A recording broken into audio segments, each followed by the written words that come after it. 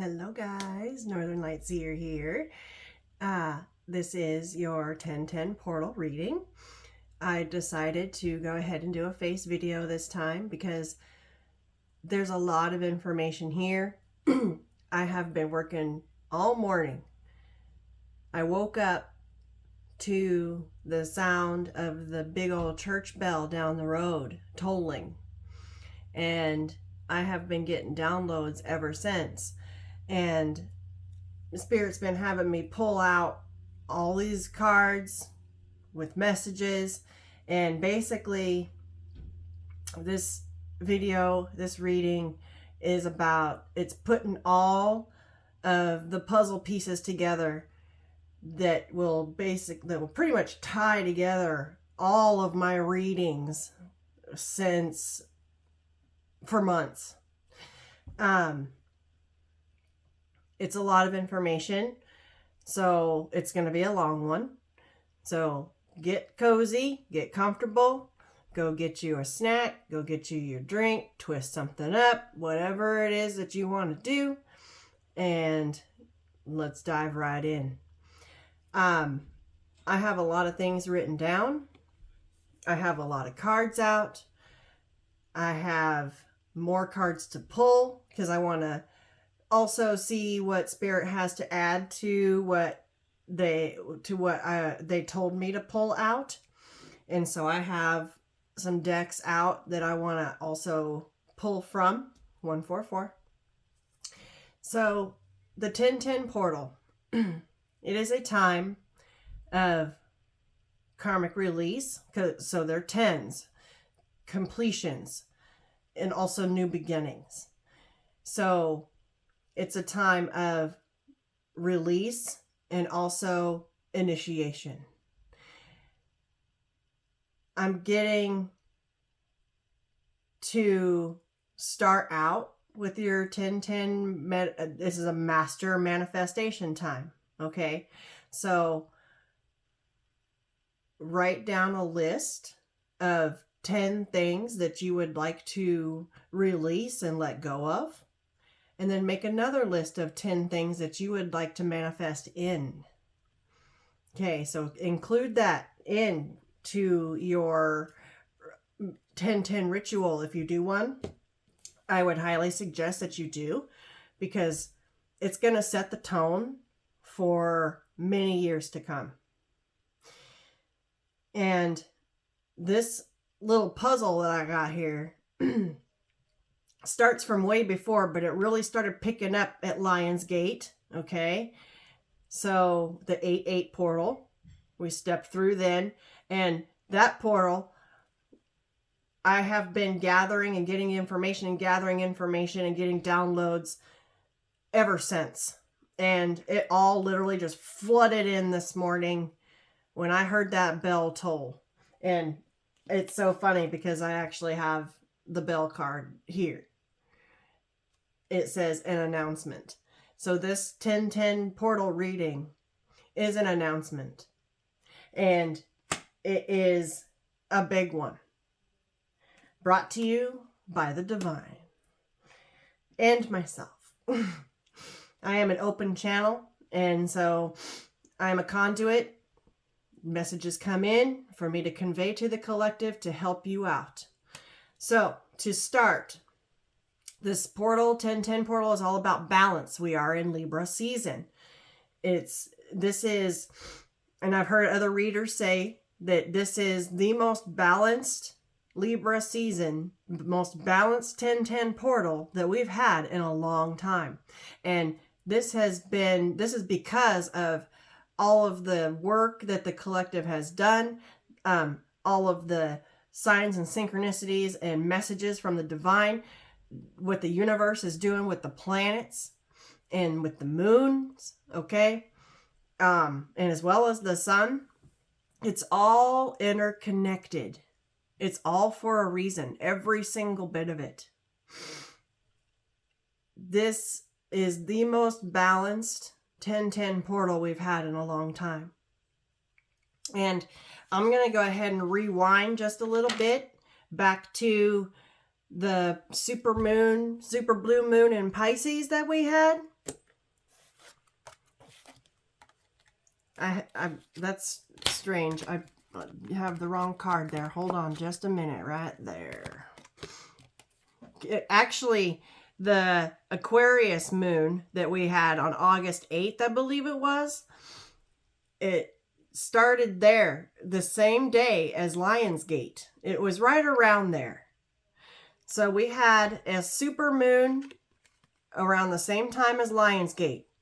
So this year's Lionsgate kicked off a massive, massive, massive growth in healing mode. The cocoon. And so then that led up to that super blue moon in Pisces. This super moon, okay, super moon, the super moon card says wild card on it. And let me tell you, it's been a wild ride. It's been a wild ride. And the Aquarius, back to that, that says visionary. Okay, it was to open us up so that we could see into what, to help us see into the future, to help us see what's coming down the line. And it's been a wild ride. And the blue moon is about renewal. And so is this 1010 portal. And so is this Libra season that we're in. It's about a rebirth, which I went ahead and pulled out the death card from the Lightseers Tarot because it says death and rebirth. This is a journey. This is leaving things behind that no longer serve us and stepping into a life that does. So the super blue moon in Pisces is about renewal, and Pisces is the psychic sign, the highly spiritual. This is a spiritual journey. It's about doing those deep dives within ourselves and opening up the vast well of information that can be brought to the surface with this psychic and the visionary here with the Aquarius and the Pisces moon energies. It's all about your psychic abilities and tapping in and tuning in. It's a renewal of self. It's a healing journey. It's a death and a rebirth. So then next, we had the harvest moon in Aries, which was also, okay, so that was a new moon. Or so, oh no, I'm sorry.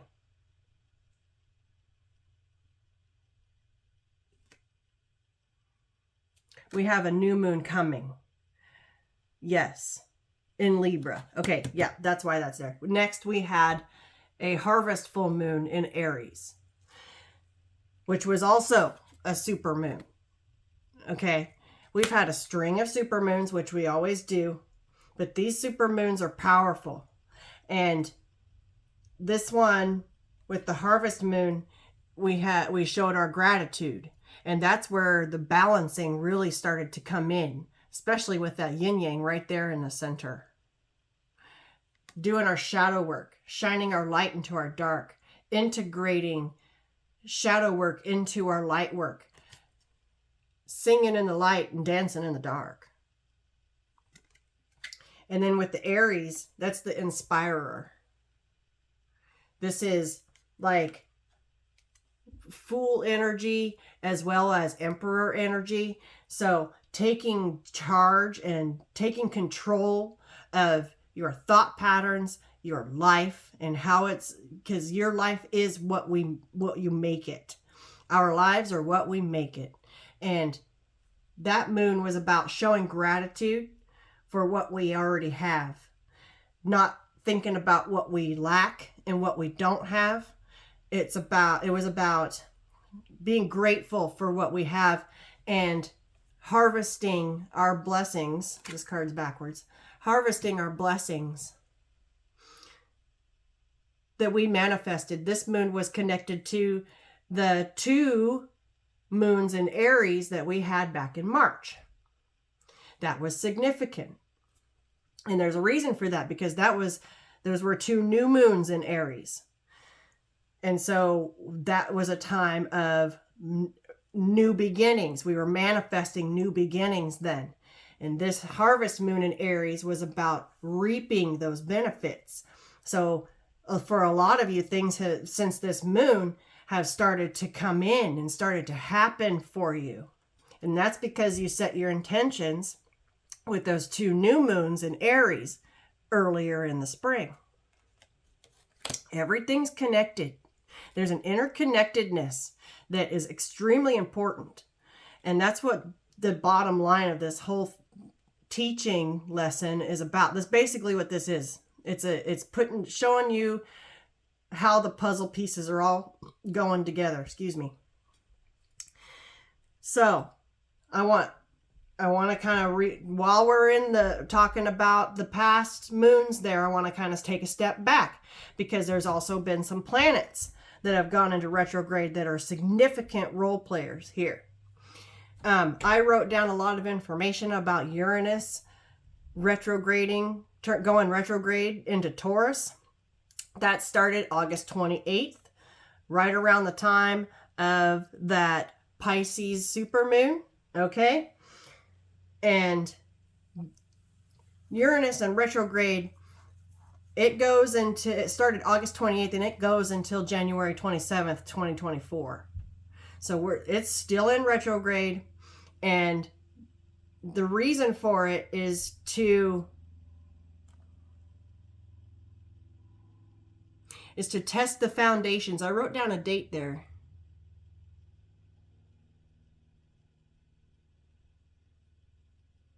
Anyway, oh, it's in Taurus. Okay, that's what that is.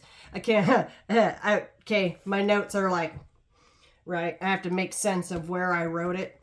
So it's in Taurus. It went into Taurus May of 2018, and it's going to be, Uranus is going to be in Taurus until March 27th, 2026. It went into retrograde this year, August 28th, and will be until January 27th. And Uranus is about revolution and change, even sudden change, like a lot.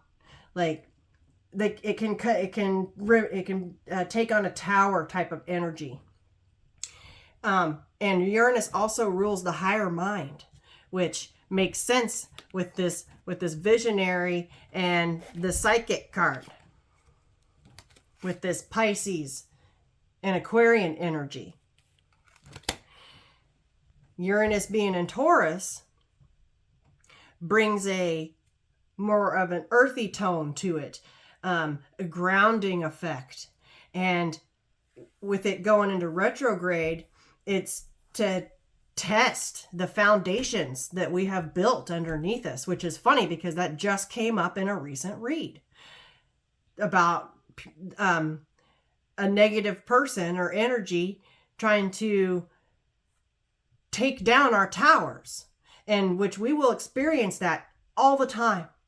So it's up to us to make sure that we build solid foundations, brick by brick, underneath our feet, that cannot be shaken, that cannot be taken down.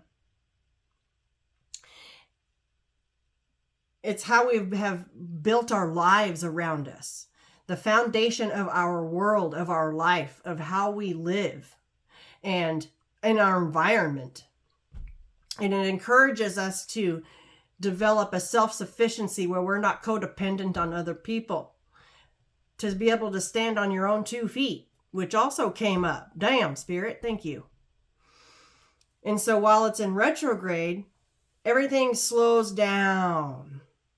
And so that if you've been feeling kind of fatigued or slow or not really moving real fast, that could be why, especially if you're a Taurus or have Taurus placements that are in your big 3, Sun, Moon, Rising, Venus, 4. Well, okay, Sun, Moon, Rising. everything kind of slows down when Uranus is in retrograde. And so there could be a slow in money, a slow in your thought processes. And so it's a hell of a time for all these messages to come through. There could have been messages and signs that you have missed because of that, or you just didn't have the energy to pay real close attention. I know I went through that. I'm feeling better now. I feel like, I'm kind of, with all these other energies coming into play, it's kind of putting that on the back burner. But it's to teach us to how to save and rethink our spending, to save money, to keep that solid foundation. I just heard nest egg, which is funny because I have the egg card out here. That golden egg, success assured with good plans and hard work. Damn. Thank you, Spirit.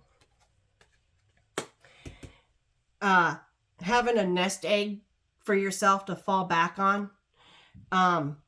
It's also a time to be adaptable and be open to unexpected changes that Uranus in retrograde can bring. Okay. It's a time for introspection and reevaluating your personal goals. I have the target out here, which says a goal-oriented person. All right. So it's a time for you to reflect, to do some introspection and look at yourself and make sure that what you're striving for is actually what you want. And it's coming up in this 10-10 portal because this is a very important manifestation period time. And so when you make your list, make sure it's what you really want. It's a time to set your personal goals or reevaluate them or change them if you feel like you want to. If you have been guided to step into a different direction, then by all means, absolutely, go ahead and do that. Move my moon.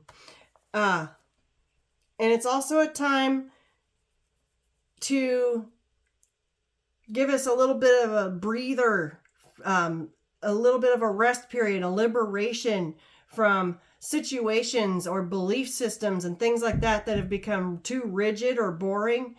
It's a time to, if you really want to break away from a rigid belief system and step into your spirituality, okay, this is the time to do that.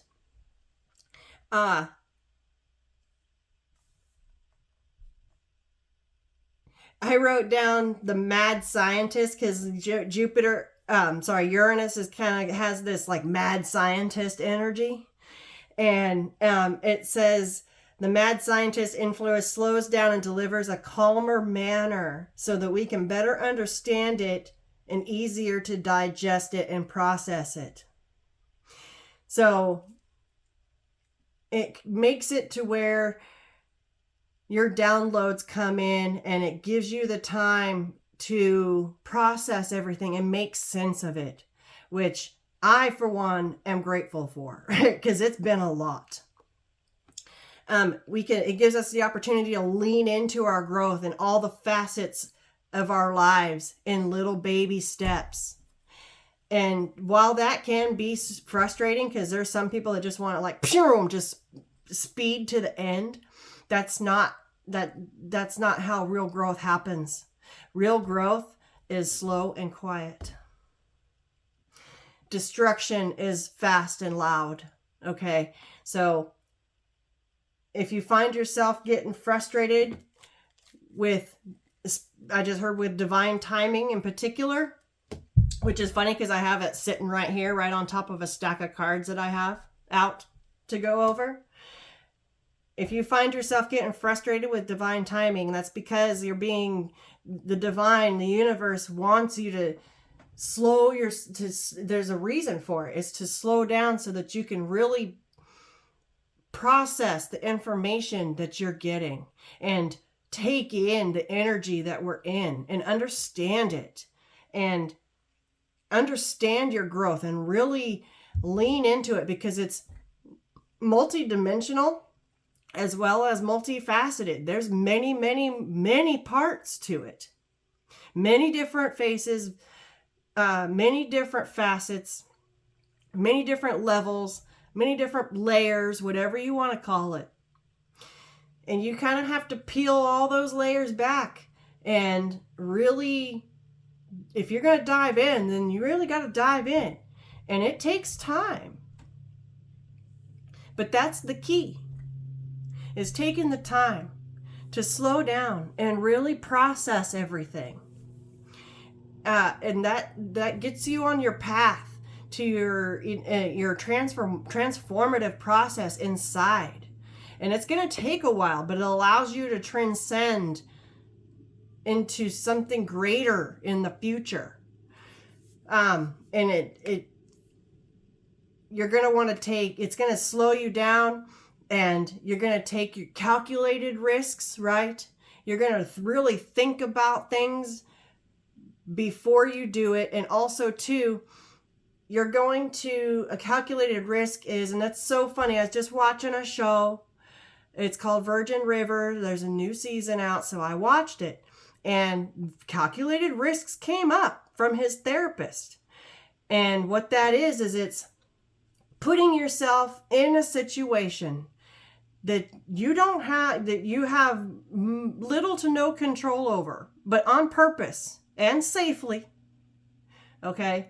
But what that does is it brings you out of your comfort zone.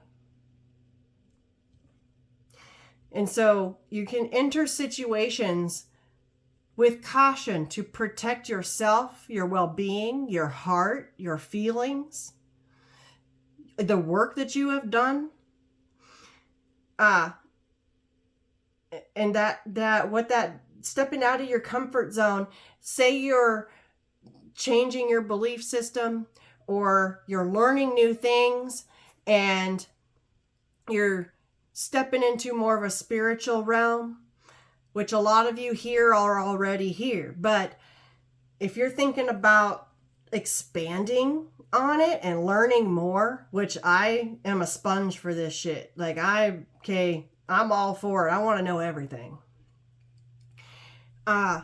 It gives us that chance to really slow down and process the information that's being given. And those that are in a hurry, wanting to just dash to the end, they're not taking the time to really pay attention to what the message is. Each message, each cog, it's all, each message and download and piece of the puzzle is a cog in a bigger machine. It's all, each piece has a function in order to make the whole thing work. It's like a car. A car has a ton of parts and pieces that all go together in order for it to move forward. Thank you, Spirit. Wow. I didn't even have that written down. That just came in. So each message, each sign, each synchronicity, each download, everything that you get is a piece of information that serves a purpose. It's a cog in the machine. It's each little part, each bolt has a purpose. It's either to hold it together or to make it move, in which is extremely important in our lives. We have to be able to go through our daily lives, the day-to-day motions, and still continue to expand and move forward while holding ourselves together. During this period, we also have the chance to dream up our next big step, our next big risk to make our dreams come true. That visionary energy. What do you see for yourself? What do you want for yourself? What do you want to accomplish in this lifetime? Have you figured out why you're here? Those are all things to take into consideration, and also a time to show your gratitude for what you already have accomplished and what you have already done. All of this started taking place back in Leo season, and into Virgo season. Virgo season is about that hermity kind of energy, where we went into our cocoons, right? And that super moon in Pisces is all about, it landed in the 9th house of Virgo. And that's all about travel and philosophy and thinking about the things that could be. And that encourages us. It was a time to encourage us to rethink our morals and values and guiding our actions. Okay. A cause and effect. Every action has an equal and opposite reaction type of thinking. And it helps us to understand that everything that we do now has an equal and opposite reaction in the future. So everything that you do today matters for the tomorrows. And that's how you manifest. You plan. And also too, one of the keys to manifestation is to live like you already have it. We have had to come out of a lack mindset, because that right there is a manifestation killer. Nothing will ever come to you in a lack mindset. And so going into the cocoon was a time for us, and more time for us to really go deep within ourselves, to look at what would make us happy. What do we want to do here? Why are we here? What is my purpose of my existence right here, right now? And it is also a time to cleanse out and rid yourself of the baggage, the lack mindsets, the guilt, the shame, anything that makes you feel less than or bad about yourself, whether it be from yourself, talking, negative self-thinking, stinking thinking, right? Got to get rid of that. Or negative, what's the word, Spirit? Criticisms from other people that have made you feel small or inadequate, okay? Whether that's from other people or yourself. That cocoon phase, and some of us are still there, some of us have come out. It just depends on where you're at in your timeline, but it was a time to shed that skin. We talked a lot about shedding skins. And if you guys want to go back and rewatch my readings after this one, things might make a lot more sense. I know I'm going to, and I would recommend that you do. I'm not going to lie. You may find some things that make sense now that didn't before. I have learned that as a reader, as an energy reader, I have a tendency to pick up on things well before the energy's even there. That cocoon phase, it was also a time to spark up emotional epiphanies, those aha moments, right? That light to come on. And it was supercharging your spiritual powers with this psychic energy, with this Pisces supermoon energy, right? It was this renewal with that blue moon. Everything is connected. It was a time to supercharge your spiritual powers, your psychic powers, and it still is. This is like a supercharged time, and it has been for a few months. The veil is getting thinner and thinner the closer we get it to Halloween, and so the messages are just coming through pretty fast. And when we have to remind ourselves to slow it down. That's why I write. My writing is so messy in this thing, because I'm just trying to write it all down as fast as I can. Journaling really helps. Instead of trying to remember everything. journaling really, really helps. So pay attention to your dreams and your intuition. Journal all that. Journal your downloads. Journal your signs. Whatever it is you see for the day. I'm going to actually, that reminds me, I'm going to order me a spiritual planner. That way I can write down day to day what messages come through, what angel numbers come through, what signs I get, what syncs I get. And that will help me as a reader be able to convey messages to you as well.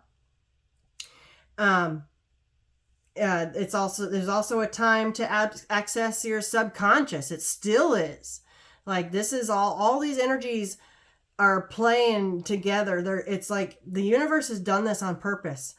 Spun planets, whichever way they're going, either forward or retro, and their placements up there, the phases of the moon, whether it's a super moon, an eclipse, a blue moon, we have a blood moon coming up. Okay, it's all for a reason.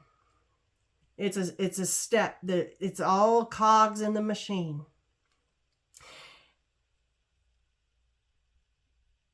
I've been picking up on Persephone a lot, and she's the keeper of the collective unconscious. Okay, but that's for later.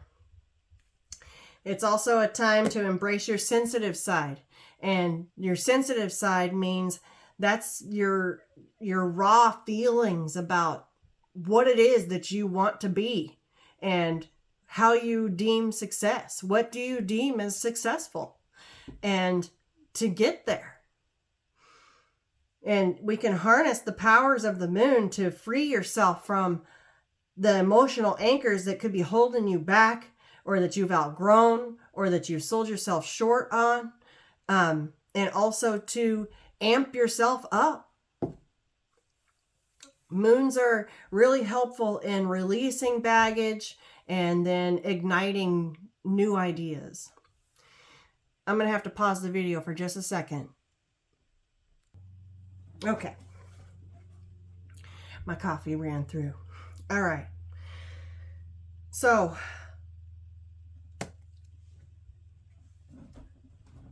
this is a time to figure out what is really, truly, and honestly going to make you happy in this lifetime. Like, what is it?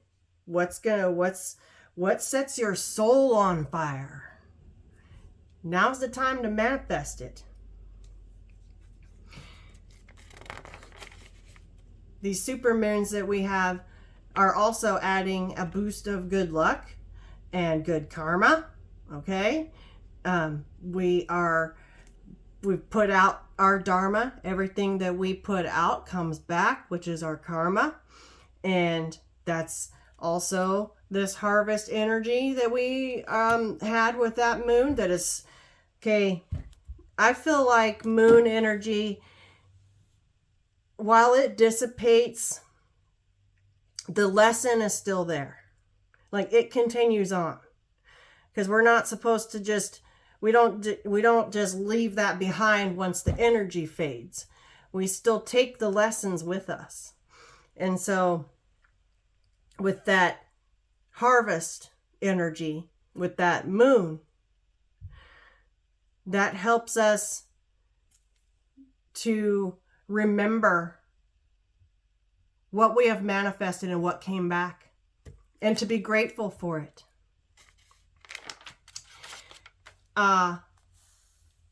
So that is the moon energies, and then that Taurus, Uranus retrograde. The moral of it is to just slow down and really take into consideration about what makes you happy, and to really think about the messages that you're getting from the divine, because they just want to help you ascend. We also have Jupiter in retrograde in Taurus. And that started September 4th and goes until December 30th. It's also a slow down energy. And to ask yourself the tough questions about where you are and where you're headed. Again, planning, manifesting, building that solid foundation underneath your feet and around you. Building your tower. And it's also a time to be able to adopt a more practical approach towards your goals. To think about ways that you could actually get it accomplished instead of having these big wild dreams and not having a clue as how to attain them or achieve them. And then when you don't, feeling bad about yourself for it. Okay, that's not helpful at all to anybody. And so it gives us a chance to take a step back and really think about a practical plan towards your goals. It also is a course correcting energy, which we have been in.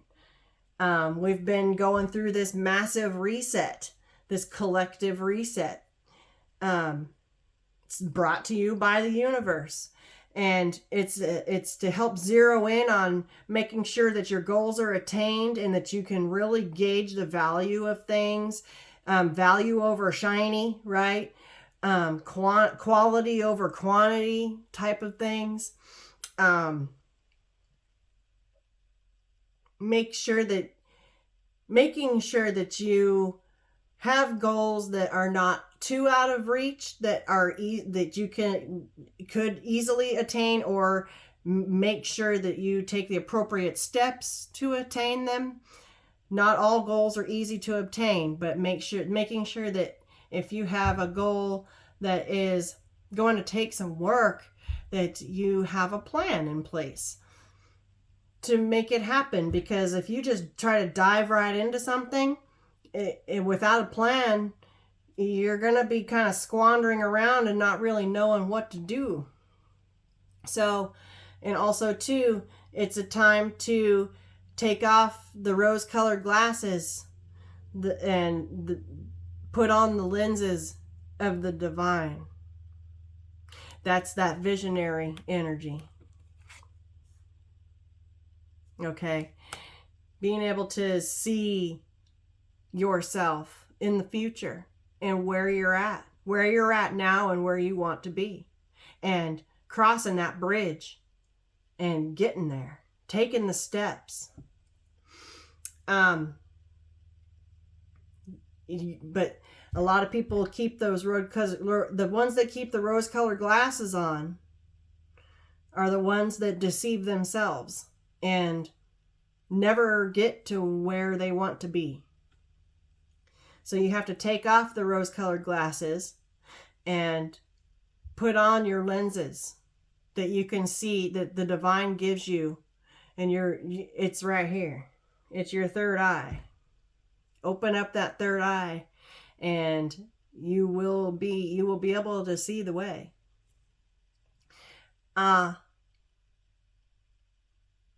We have a super full moon in Aries. We had one on the 29th, and then the next moon is a new moon in Libra, which is also a solar eclipse energy, which is reboot energy, on 10/14. So both the new moon in Libra and the solar eclipse is all about reboot and resetting. Okay, we're still in this. I feel like the universe is trying to get the people of the world back on track. It's a collective reset, trying to wake up as many people as it possibly can. And people can feel energy whether they're aware of it or not. And then the next full moon is in Taurus on October 28th, and it's a partial eclipse, partial lunar eclipse. Also reboot energy. So we've been in reset, and so reboot means to shut it down and then start back up. Okay, that's when it's going to be time to stand back up, start back up, and get moving on what it is that you're trying to do. Like rebooting your computer. Sometimes computers need a reset. They need a break. They get overloaded, right? And their RAM gets too full, which means their go power, their go juice, okay, their brain gets too muddled. And you have to clean some of that out. You have to clear out some of that junk. You have to delete some of your files or move them to an external hard drive or a flash drive or whatever it is, a backup into a cloud, whatever, and refresh that so that your processor, your brain, can function at maximum capacity. Sometimes we have to do a reboot, and that's what that would mean. It's a reboot for your brain, for your body, for your soul.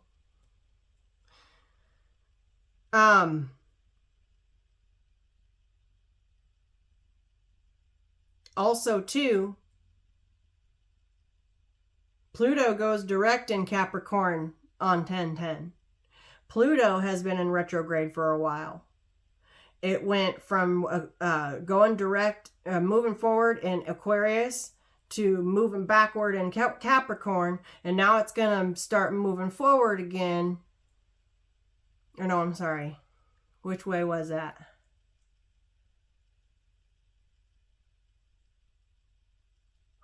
Right. It went backwards into Aquarius and then forward into, it's going to go forward into Capricorn, I believe. That's what I have written down here. I'm going to have to look more into that. But that's also happening on the same day as 10/10 portal. And Pluto is the ruler of the underworld. Okay, so all this time that it's been retro, we've been sweeping out that rug, that lumpy rug, peeling back the layers and seeing what we've carpet swept and dealing with all of that. And anyone that hasn't been participating in these karmic reviews, it's going to be towers. Universe and the divine is going to make it happen one way or another. They gave the collective a chance to do it on our own. And those that haven't done it, it's going to be towers. The universe is going to level us out. That's the whole point. And so we can tear down our own towers on our own terms, or the universe is going to do it for us. And me personally, I'd rather do it myself. So when Pluto goes direct, okay, make sure you have a couple days. Make sure that you have done your shadow work to the best of your ability, and that you have looked at things about yourself and about in your environment that may need cleared out, baggage that needs handled and healed, okay, cords that need cut, ties that need severed, whatever you want to call it. Because when Pluto goes direct, it's going to be, okay, universe is going to go through and check off their lists. And it's going to be towers. Okay, this massive reset is for a reason. And just like I said, the universe has given us an opportunity to do it on our own. And if we haven't done that, then the universe is going to level it out for us. This is a restructuring, a reset, a reboot to level it out and down to the solid foundation, to the solid bricks that we have placed under our feet, and rebuild. So another part of the interconnectedness that I just want to make, I just saw 4444, that I just want to make sure that everybody is on the same page with. It starts with our zodiac sign, our sun sign, which everybody knows their sun sign, right? But then it goes into our moon sign and our rising sign and our Venus and our Jupiter and our Saturn, our chart ruler. Whatever sign is your ascendant, whichever planet rules that sign is your chart ruler. I am a Capricorn ascendant, Capricorn rising. That was my sun sign in my previous life, in my past life, the one before this one. And Saturn rules Capricorn. So my chart ruler is Saturn, Big Daddy Saturn, Daddy Karma. This is a karmic lifetime for me.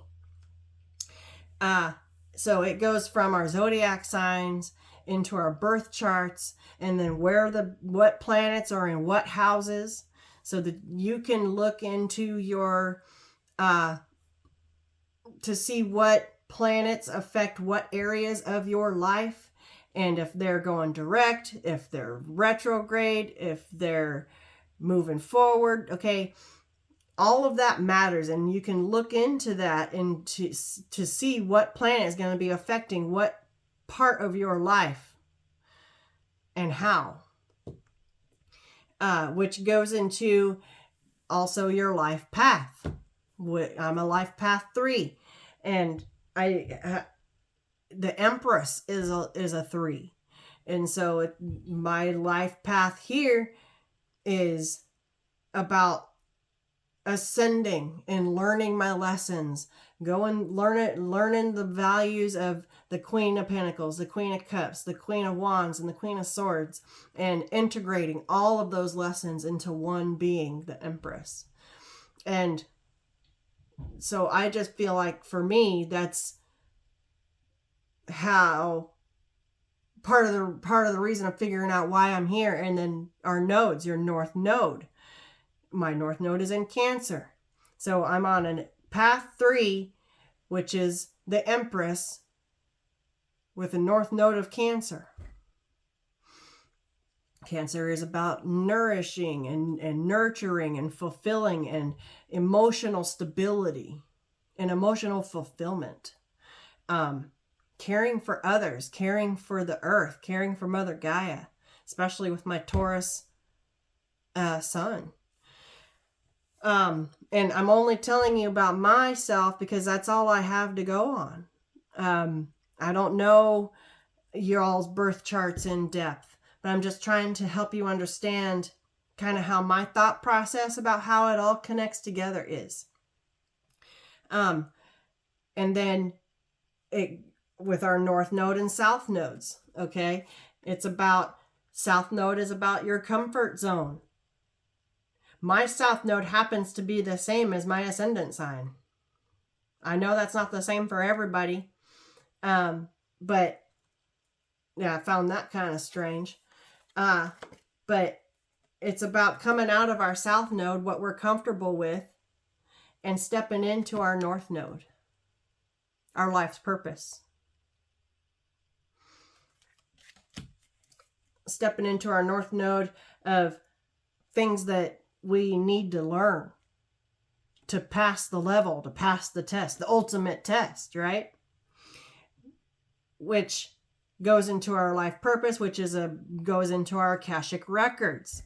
Our Akashic records are, I actually have an Akashic records card out here.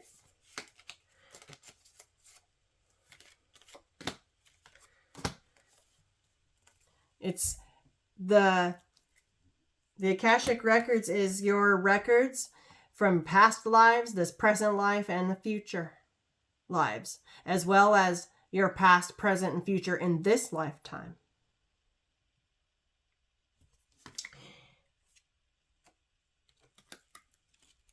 This is about, and so it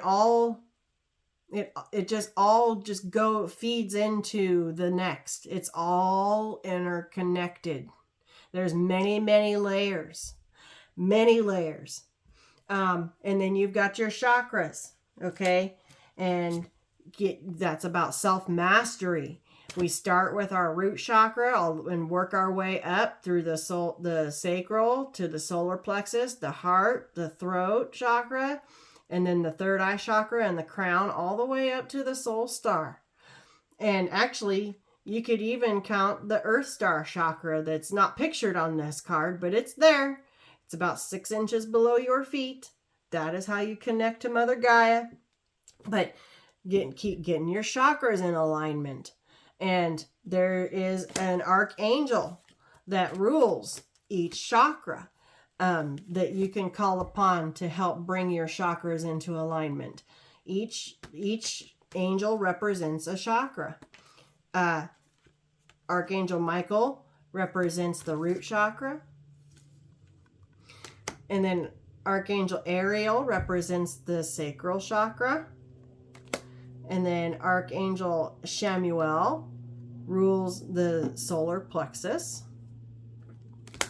And then Archangel Raphael rules the heart chakra. The 5th chakra, the throat chakra, is ruled by Archangel Gabriel. And then the 6th chakra, the third eye chakra, is ruled by Archangel Metatron. And then the crown chakra, the 7th chakra, is ruled by Archangel Uriel.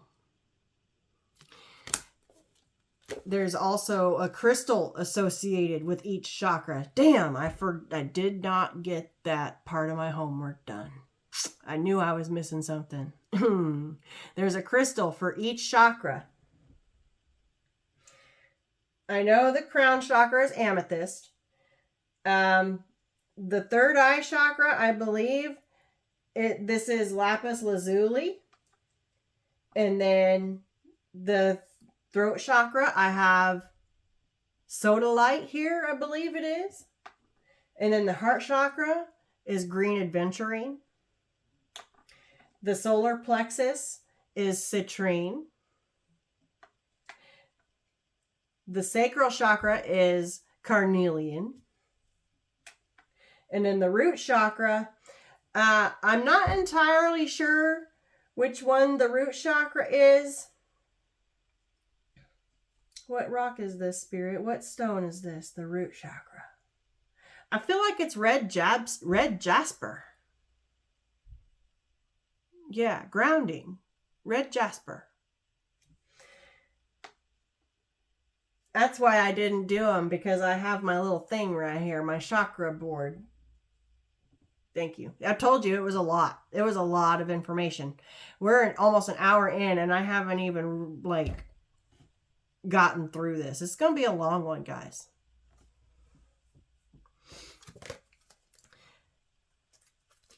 And then I've got the door to spirit right here. This doorway that's opening up. This portal. It takes a key. You are the key that opens this door.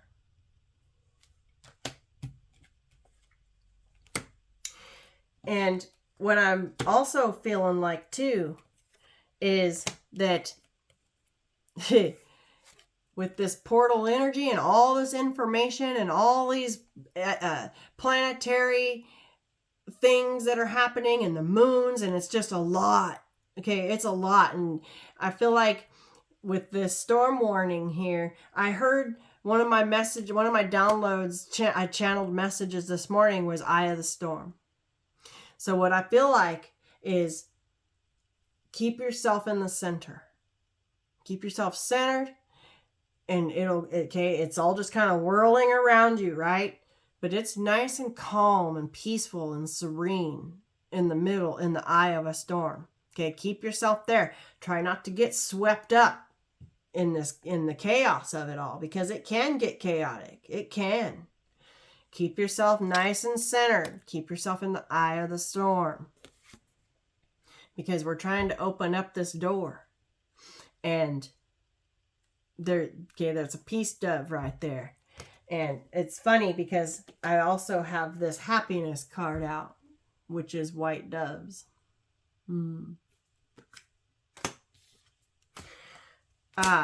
Keep yourself nice and centered. And then I was like, they told me to pull this card out, it's a 10. Confirmation.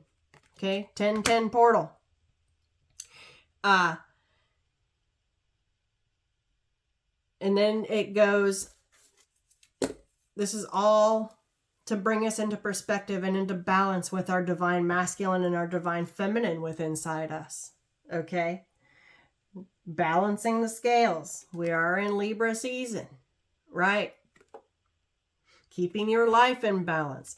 Trying to find the balance between work life and home life and personal life and dating life and kids and what have you in your world. Finding a good balance. But when it comes to the healing journey, it's imperative that we find the balance between our masculine, our feminine, our light and our dark.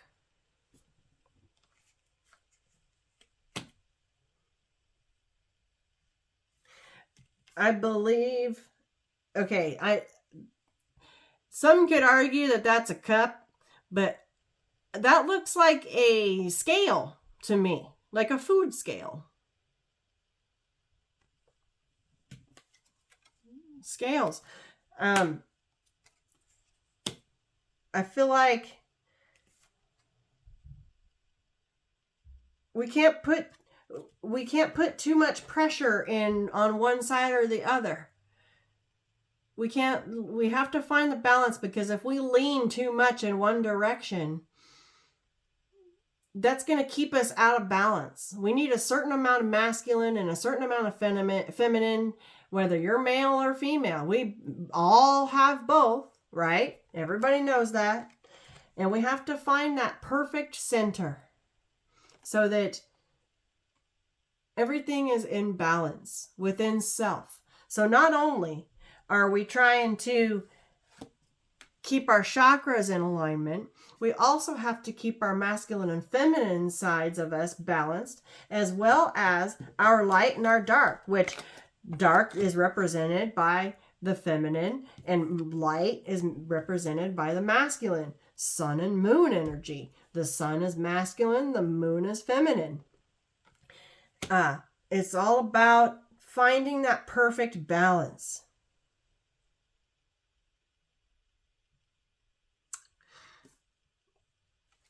It's multifaceted. It's extremely layered. And it's a path of self-discovery and self-healing and self-love.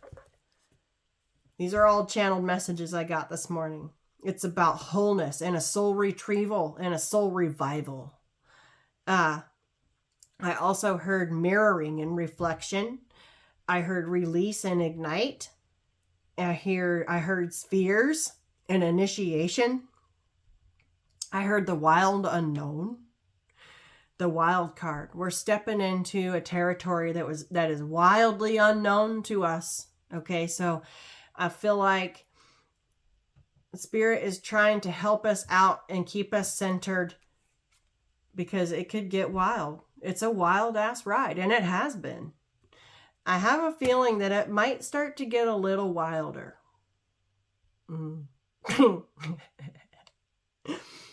I heard crystal medicine.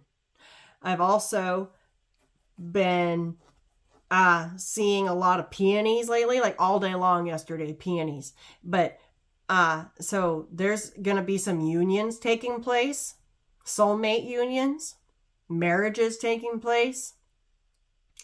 I don't feel like it's anytime soon, but I feel like it's definitely coming down the line. We still have work to do. I've been seeing a lot of ravens and roses, sunflowers. Okay, I got a tattoo this year of a raven surrounded by roses and sunflowers. I've been seeing a lot of keys and a lot of doors. Those doorways opening. And you are the key. I have the door and the key here. Doors of opportunities are waiting for you. And then the key is the successful outcome to your problems. And who's in charge of the successful outcomes to our problems? We are. That overcoming your problems and climbing your mountains and clearing your obstacles and all your blockages, that's what opens these doors. It's all a chain of events that impacts your life.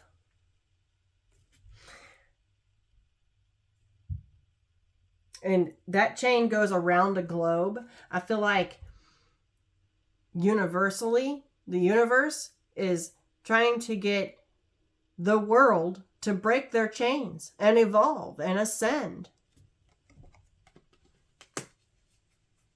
It's a karmic season.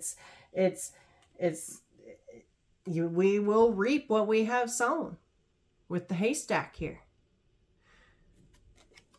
I just heard needle in a haystack. That's like searching for something that is hard to find. Our purpose. A lot of people go through their entire existence and never even question why they're here. But those of us, some of us, have a hard time finding our purpose. Other people it comes to naturally. Some people just don't know why they're here and they're trying to figure it out.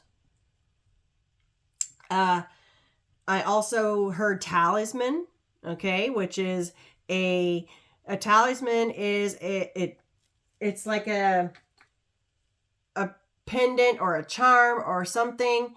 This one is a third eye pine cone. I bought it a couple of years back. I need to get a chain on it so I can wear it. But it attracts good luck and positive vibes and can bring power to you. Self-empowerment. This one here is a lucky charm for me. It is an ammonite that has been sectioned so that you can see inside it. And on the other side, you can still see the flash, right? I found my pendant.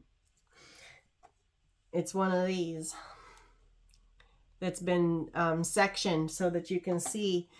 And I've been wearing this a lot lately.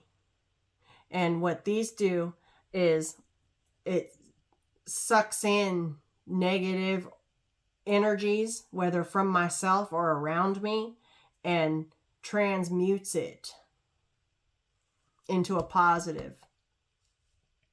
So a talisman attracts good luck, positive vibes, and power. And then there's an amulet which banishes negative vibes and is for protection. And so a lucky charm is a combination of the two. Let's see. I was also, I've also channeled Persephone a lot. You guys know that. I've also channeled Anubis a lot. And then Kali came in. Saint Germain came in yesterday, which Thomas informed me that he is in charge of the violet flame, which I pulled out, and we're going to read on that. And I also feel like amethyst is extremely powerful right now and would be very beneficial for the collective to get a hold of some amethyst and either carry it around with you or have it near you at your desk, at your bedside, and particularly at your bedside. Okay, as you guys know, I've got a big giant one over there. Okay.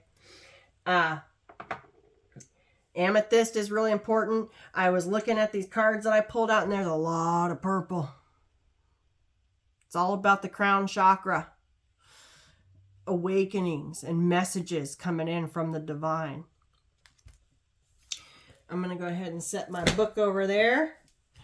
And let's talk about these cards that I have out here. I have already talked about some of them.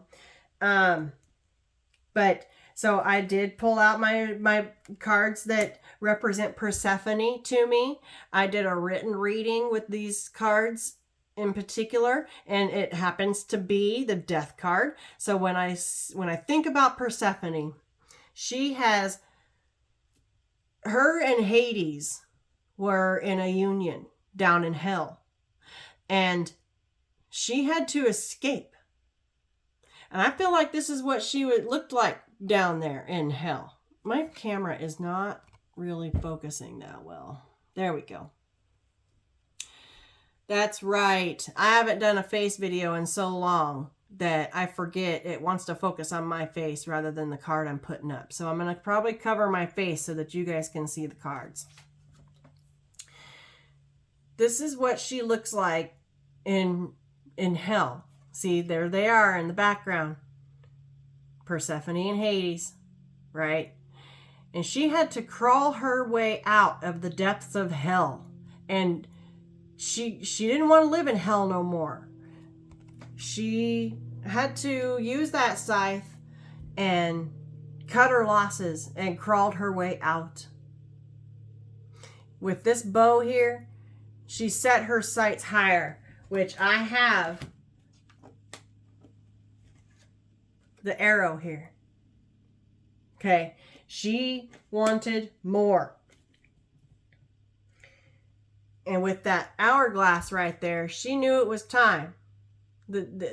Time was up. She knew that she had served her time down there. She served out her karma. And so she crawled her way out and came up into a light realm, where she now holds, this is like that scroll that she has, okay, the book, the Akashic records of the past, the present, and the future. She's the keeper of the collective unconscious, and she's also the keeper of the human consciousness. She knows both worlds. That's why she is the high priestess.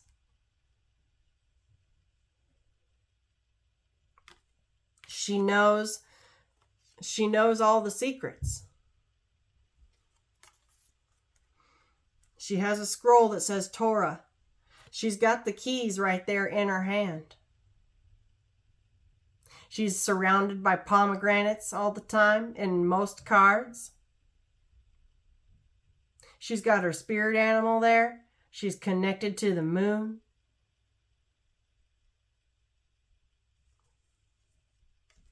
But she had to go through a hell of a change, a hell of a transformation, a death and a rebirth, a death to her old self and a rebirth into her new self, which is exactly what is happening for the collective now. And it's about being able to tap into your Akashic records, seeing what's in there. And that's how knowing your zodiacs and your zodiac placements, what's in your birth charts, what's in what houses, what the houses represent. All of that matters. And you can actually get verification by what position the planets are in your past, and it'll make sense to what took place in your life. You can also do the same for your future. Boom.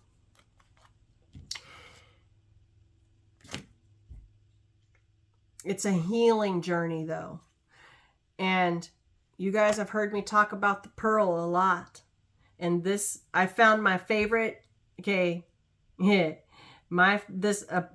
representation of the pearl happens to be my favorite star card in all of my decks.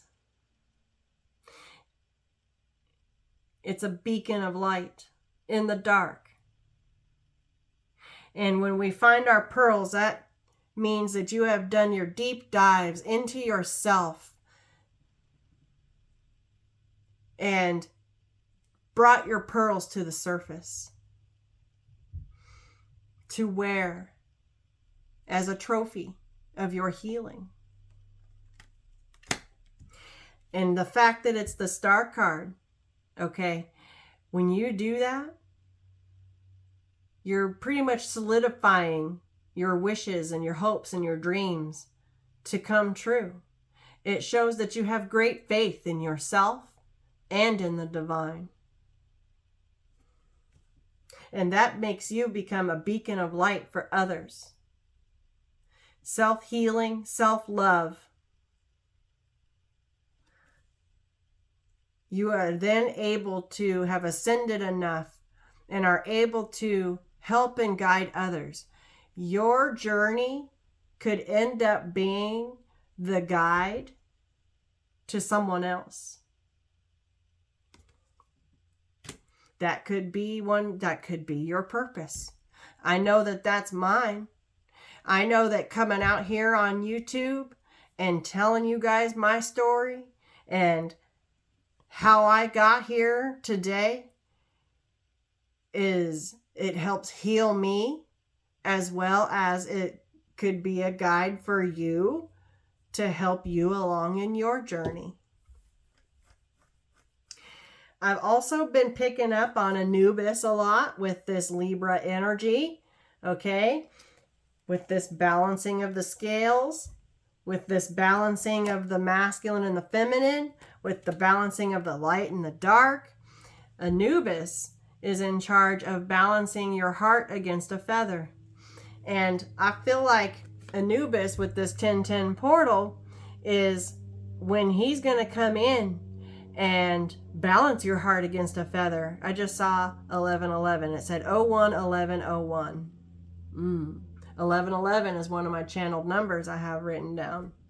That is about your life's purpose and getting you on track, getting you in alignment for your life's purpose. And the fact that we're talking about Anubis at this point in time makes sense, because this is how you get passed through to the next realm, to the next life, to the next lesson, to the next level. Anubis will measure your heart against a feather. If your heart is heavy, you have more work to do. If your heart balances against a feather, it means it is as light as a feather, and you have done your work. You've done yourself work on your clearing your baggage, clearing your heaviness from your heart.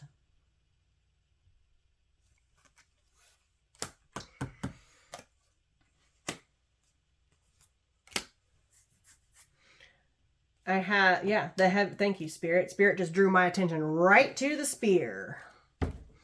Clearing the heaviness from your heart, clearing the pain. Heartache over what you no longer have. A lack mindset. That can be heavy and burdensome on a heart. Okay, you got to clear all that out. Staying focused on your goals. Setting new goals for yourself, a goal-oriented person, getting yourself on target, pointing your trajectory in the right way, in the right direction, which I've been picking up on the elementals a lot, which I have out here.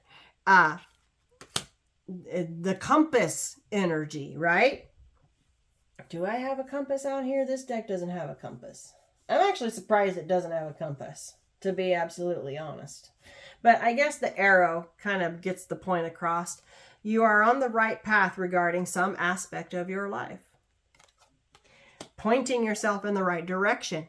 And with you guys know that I've been picking up on the four elementals, actually the 5 elementals: earth, air, water, fire, and spirit.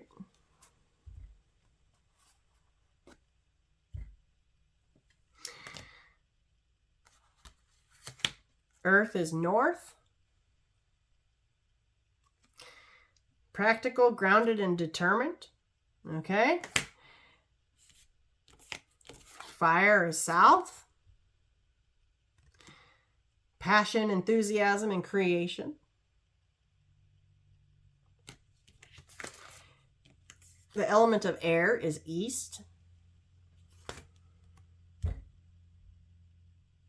Thoughts, mind, and communication. And then you got the element of water, which is west. It says intuition, emotions, and love. And then you've got the element of spirit, which is all-encompassing, all around us. This deck doesn't have a spirit element, so I had to find another one. Which is the High Priestess of Spirit. This deck here has the elements as well, but I really wanted to use this deck because it's just gorgeous. It's gorgeous. This is the Tree of Life Oracle.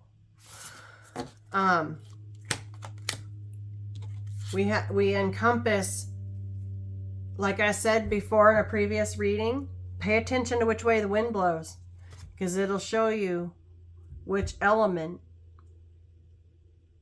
to encompass and embody at that time. Whether you need to step into your emotions, whether you need to step into your passion and creativity, whether you need to step into your grounding energy, or whether you need to communicate something or rein in your thoughts. Or if there's a communication that needs to be translated clearly. Or to get your mind under, like, to calm your mind.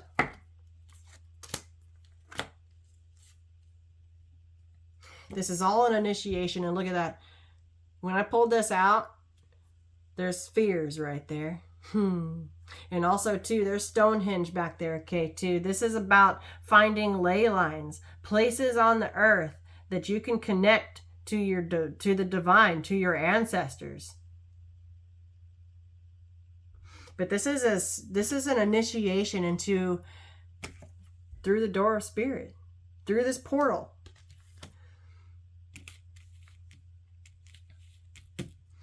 I have this this moon deck has a quick reference for the 4 elements as well. Air, let me find it, is also about imagination, inspiration, and the mind. And then we have water, which is love, intuition, and emotions, which all this card says the same thing. We have fire, which is about passion, energy, and your spirit.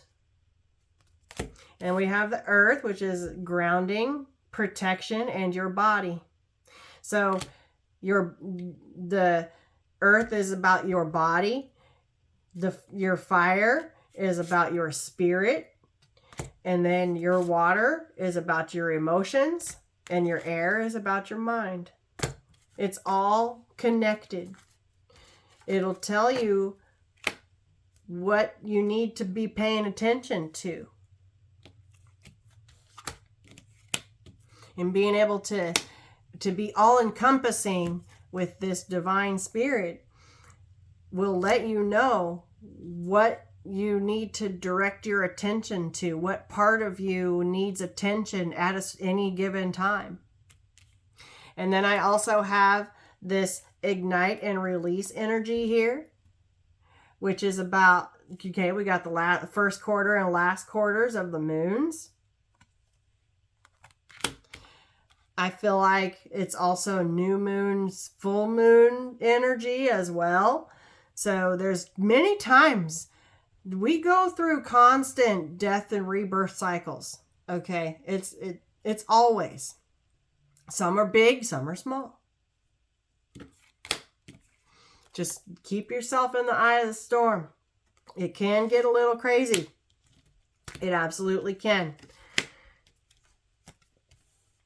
Trying to find your balance, trying to find when it's good to be in your north node, when it's good to be in your south node.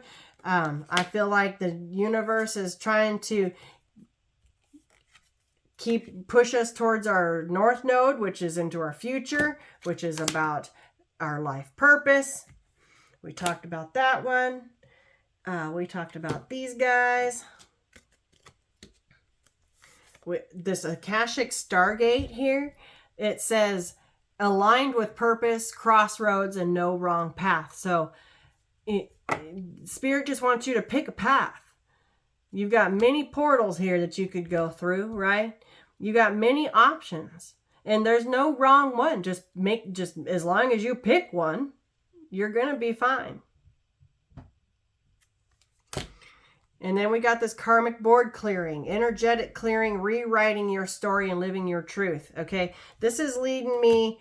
I also tie this to this Persephone energy.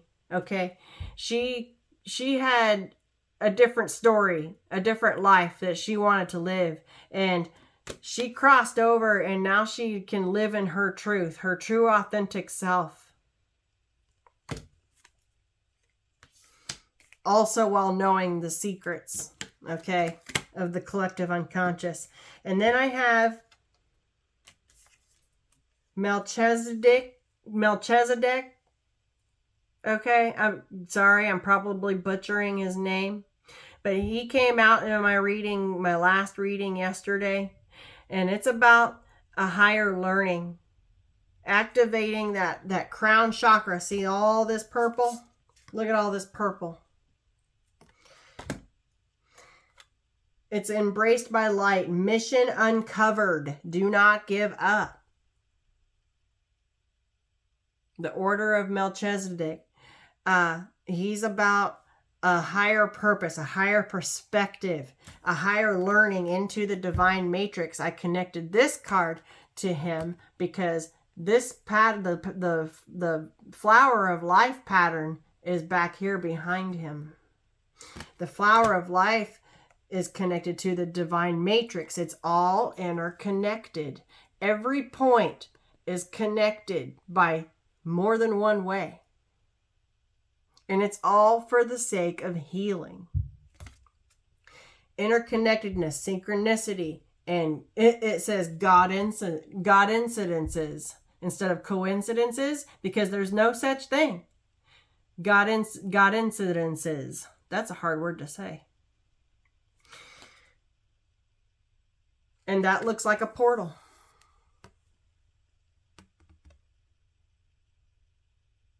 It's about getting messages and synchronicities and signs that are not coincidence, because there's no such thing. They are called God incidences, and it's all interconnected.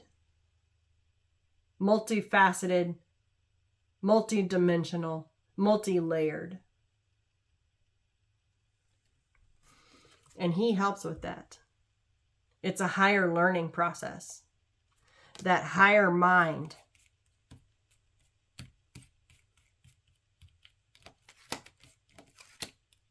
Opening up your psychic abilities. That visionary inside you.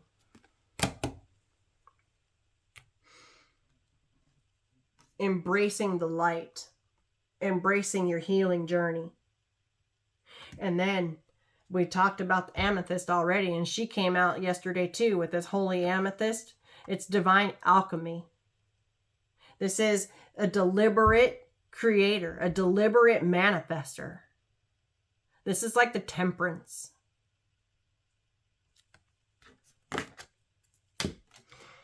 Move beyond current challenges and focus on what you desire. Pulled out my amethyst earlier. Okay, I'm telling you, everything is connected. It's insane. It's insane. And then Callie came out. I wanted to bring her, make sure she came out again, because this is about facing fear. Fear is a low vibrational energy. We cannot heal if we're full of fear. Your major spiritual changes are unfolding. This is your chance to soar. It's your chance to rise above the fray, to rise above your fears. Don't let fear stop you. That is just going to keep you stuck and stagnant. It's a delicate balance. I just saw 0, 1, 2, 3, 4, 5. It's a delicate balance with this grasshopper energy. A situation, in the balance that requires careful handling. Okay? And it's about this transformation. A change for the better. Fear will hold you back from going through this change. I feel like for a lot of you, the hardest part is over. With the rainbow there. I've been seeing a lot of rainbows too. I have the moon here. Changes in your life. We've been having a lot of powerful moons. And it's bringing a new dawn with this sunrise. A fresh start, new creative ideas, new ventures, new paths to explore. It's up to us to pay attention and follow the torch, to follow the light of the divine. Embrace the light with the torch. Spiritual development, enlightenment, awareness, and understanding. I just heard they have passed on the torch to you.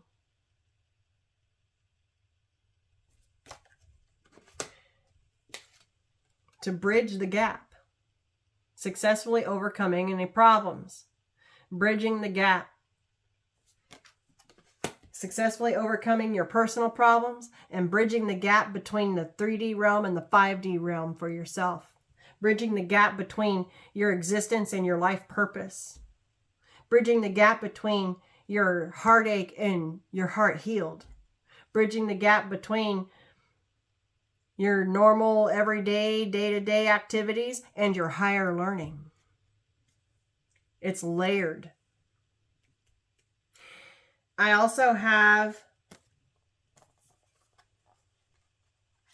Saint Germain and the Violet Flame. Okay, so Saint Germain is about karma releasing, and so we're right now we are in a time where we are reaping what we have sown. For the dharma that we have put out, the karma is coming in. Move beyond drama, create your own path, and make room for good energy. So if you've put love and light out into the universe, you're going to get that back times 3.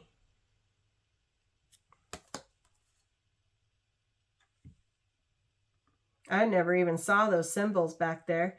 There's Mars, there's Venus, there is Saturn, and there is, what are you? Jupiter. And that looks like Venus right there. We have the all-seeing eye, we have the sun, and we have the moon.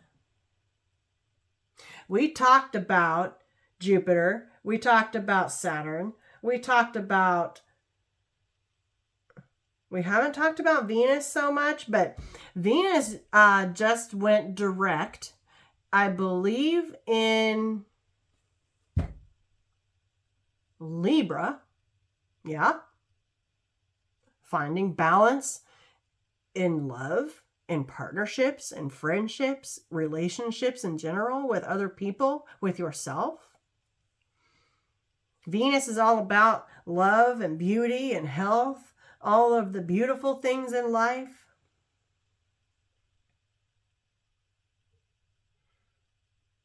With that eyeball up there, that's giving me psychic energy right there, but also as well as the all-seeing eye of the universe. And then the sun and the moon, the balance between the sun and the moon. Also, the high priestess, she normally has 2 pillars beside her, one light, one dark. That's also about the balance between our light and our dark, our masculine and our feminine, the sun and the moon. It's all fucking connected. The chamber of the violet flame. Okay, Saint Germain is in charge of this right here. It says karmic release and radical transformation, and that's exactly what this is all about. A radical transformation, a massive death and rebirth.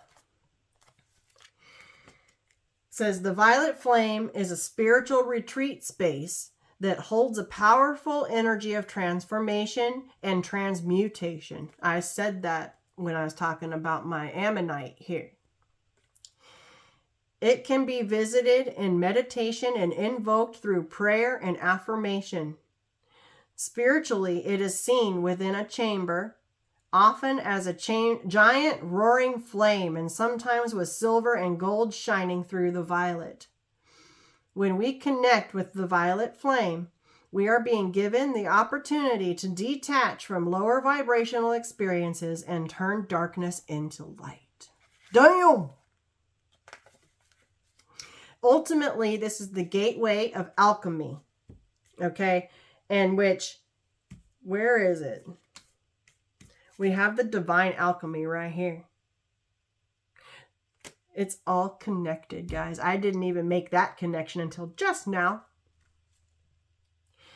Alchemy is the art of turning lead into gold. And so from an energetic perspective, the violet flame is where we place all that is laden and heavy in our life and turn it into a golden opportunity. The ammonite, transmutation, turning what's heavy into something positive, into a golden opportunity. And I also heard golden healer. I channeled that this morning, this crystal right here. So I feel like the golden healer crystal, there's the flash right there, the rainbow. The golden crystal, the golden healer crystal can assist you with that, as well as your amethyst. I bet you you hold on to these two together and you're going to see some shit. You're going to get some shit done. I also channeled my sun moonstone combo. Okay, this is a sunstone moonstone combination. That's about the dark and the light, balancing that out. It's a perfect stone for that. Your message. When you receive this card, know that the violet flame of transformation has been brought to you by your angels and guides. They are encouraging you to see that you are in a space of radical transformation. Transformation can be overwhelming, but know the hand of the divine is leading the way. All past trauma is now being cleared from your energy. Stay focused on releasing all of the energies that are no longer serving you. The violet flame is here to transmute fear into love. If any fear is rising up inside you now, know that it is simply a call for love. Call in the strongest form of love that you know and allow those in your inner circle to support you through this transformational time. You are an alchemist with the capacity to take all the laden aspects of your life and turn them into golden opportunities. You can align your life with the divine plan now and live in a more purposeful way. Whew. That is exactly that. All of that right there is exactly the purpose of this entire reading, of this entire healing process, and this 1010 portal. How to connect with the violet flame, okay? Visualize a fiery violet light streaming down from the heavens and washing over your entire life. Set the intention that you are willing to transmute all fear and experience light once more. Whew, that's deep. It's deep. It's deep.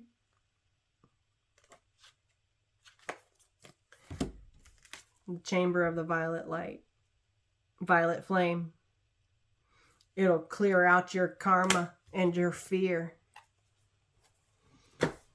That's some shit.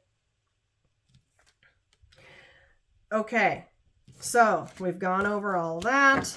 We've gone over that. We've gone over that. We've gone over that. I'm just trying to keep things a little tidy here because I'm going to definitely, I still want to pull cards. I haven't even gotten to divine counterparts yet, which is part of the journey. So we've almost made it through all these tea leaves. We got the angel here, spiritual guidance and protection from harm. Okay. So you are being spiritually guided and protected. Make sure you keep up in contact with your angels and your guides.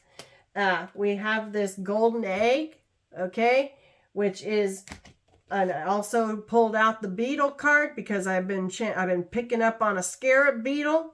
I posted one this morning, decided to write it down and pull out the card. But this egg and this scarab beetle is leading you down that yellow brick road. There's the money path, okay? Follow the yellow brick road. Follow the yellow brick road. A path with money is waiting for you to find it. And when you do, that egg This is your manifestation. This is your seed. This is the manifestation that you are setting. And you're going to sit on that, right, until it hatches. Keep it warm. Take care of it. Love it. Nurture it. Until it hatches. Boom. Money will be coming your way. Money will be coming to you. I thought those were peonies for a minute. Gee. So, there you follow the yellow brick road to your prosperity, to your wealth, to your happiness, to your stability. And then also, too, I have this energy here with the ring and the lily with the spiritual kind of love. Okay, like I said before, there's going to be some of you out there.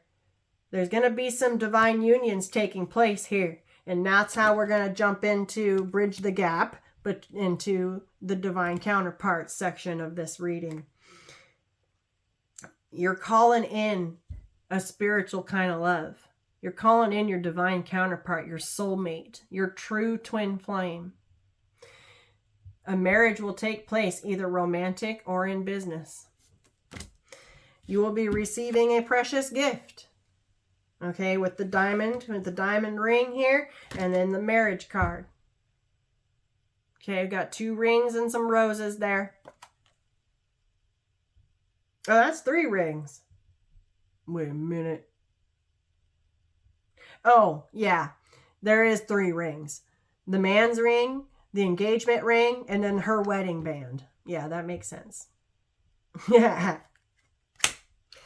So, when you heal, and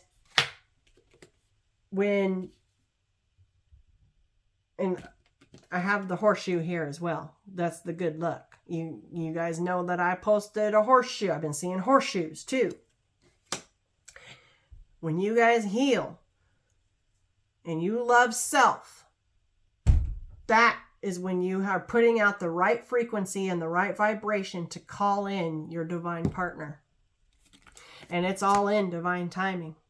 And it's also up to their free will and yours.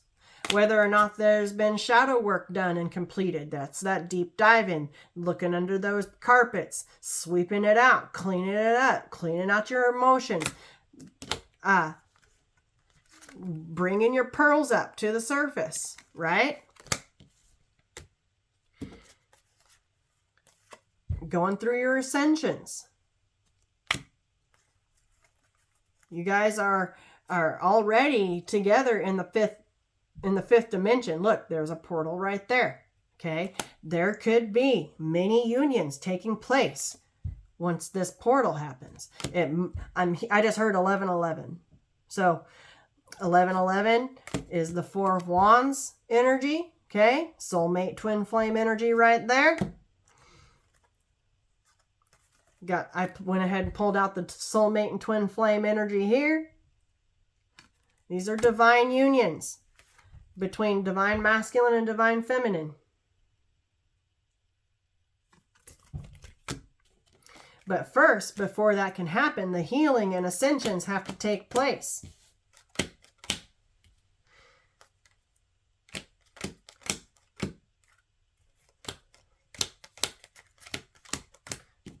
Before divine masculine reaches his divine masculine status, he has to ascend through all 4 kings. The King of Cups, the King of Swords, the King of Wands, and the King of Pentacles. He has to master all 4 of the elemental, of all 4 elements before he can be considered an emperor. This is divine masculine right here. He's the one that's got his shit together. He takes control of his life. He knows what he wants. He knows how to get it. And notice that this emperor is standing. He's not seated. These kings are all seated. Oh, wait. Okay. 2 of them are standing. 2 of them are sitting.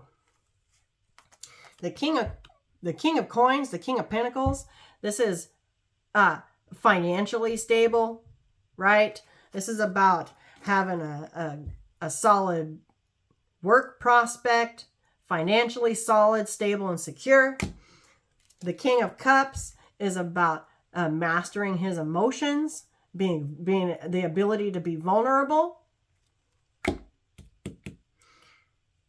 The King of Wands, this is a visionary leader, okay? Got visionary out here, been talking about it. This is someone that knows, that can see what he wants, and he goes for it. And also, too, mastering of the ego. The King of Wands in the upright does not let his ego stop him from anything. And then the King of Swords is mastering of the mind. Mastering the communication skills. Being able to tell you what he sees, what he wants, how he feels, and how he is going to attain it. That is how Divine Masculine masters each of these energies and steps into his divinity as the Emperor. Divine Feminine has to do the same thing. And this usually happens within separation periods. Divine Feminine has to do the exact same thing with all 4 queens of each element. Each must be mastered before she can step into her divinity as Divine Feminine. The Empress. The Emperor and the Empress are the divine couple. Also, too, both Divine Masculine, Divine Feminine have to understand and realize that they are both highly capable. He's a magician, she's the High Priestess. They both have all the tools that they need to manifest the life that they want and or deserve for themselves and each other.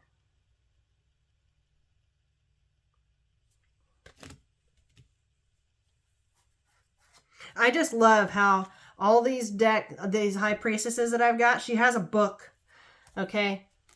She has a book rather than a scroll. Typically it is a scroll, but for the sake of this little educational talk that we're having today, both of the High Priestesses that I pulled out today have a book.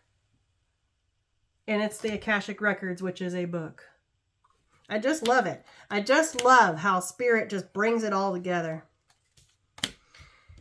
Divine Masculine has to understand and realize that he is a powerful manifester, and so does Divine Feminine.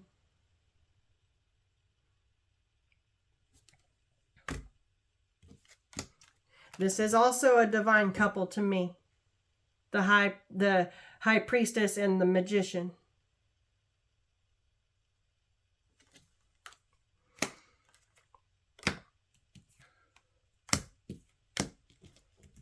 This right here is a perfect match.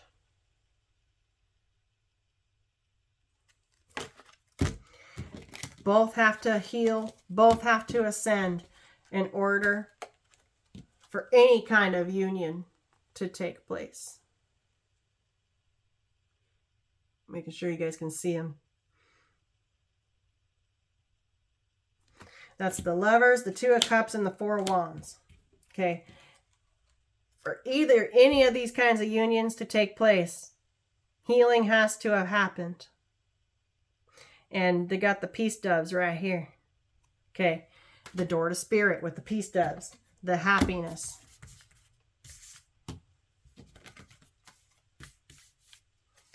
Where you at? Where you at?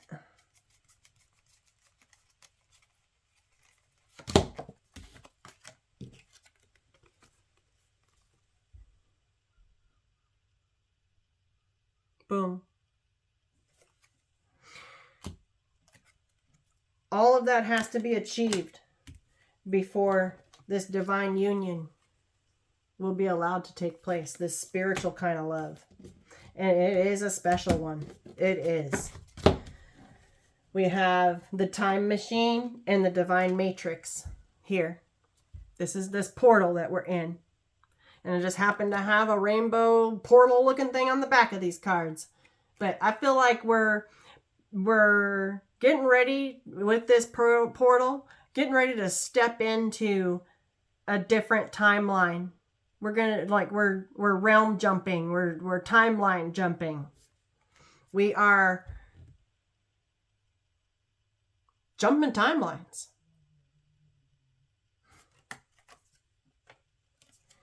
And I believe that is everything that I wanted to get through here. I want to go ahead and pull out some cards.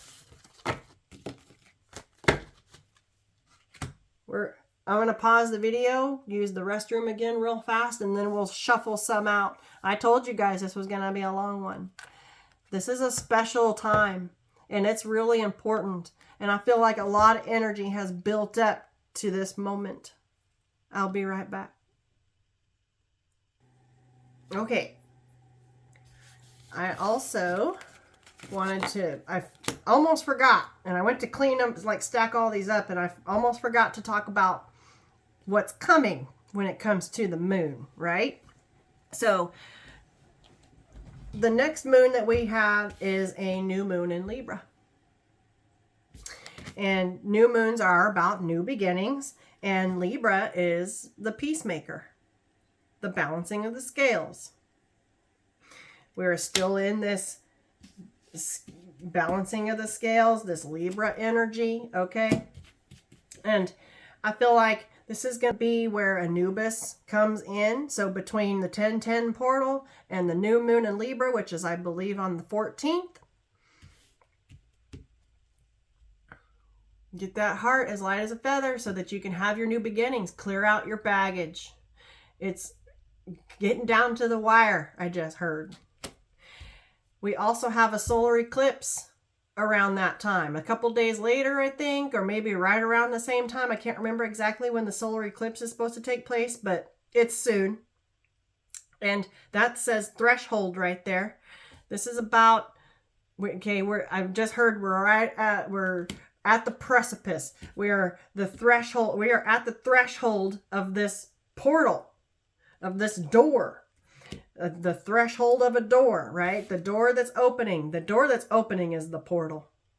And we're right on the precipice of walking up on this threshold here.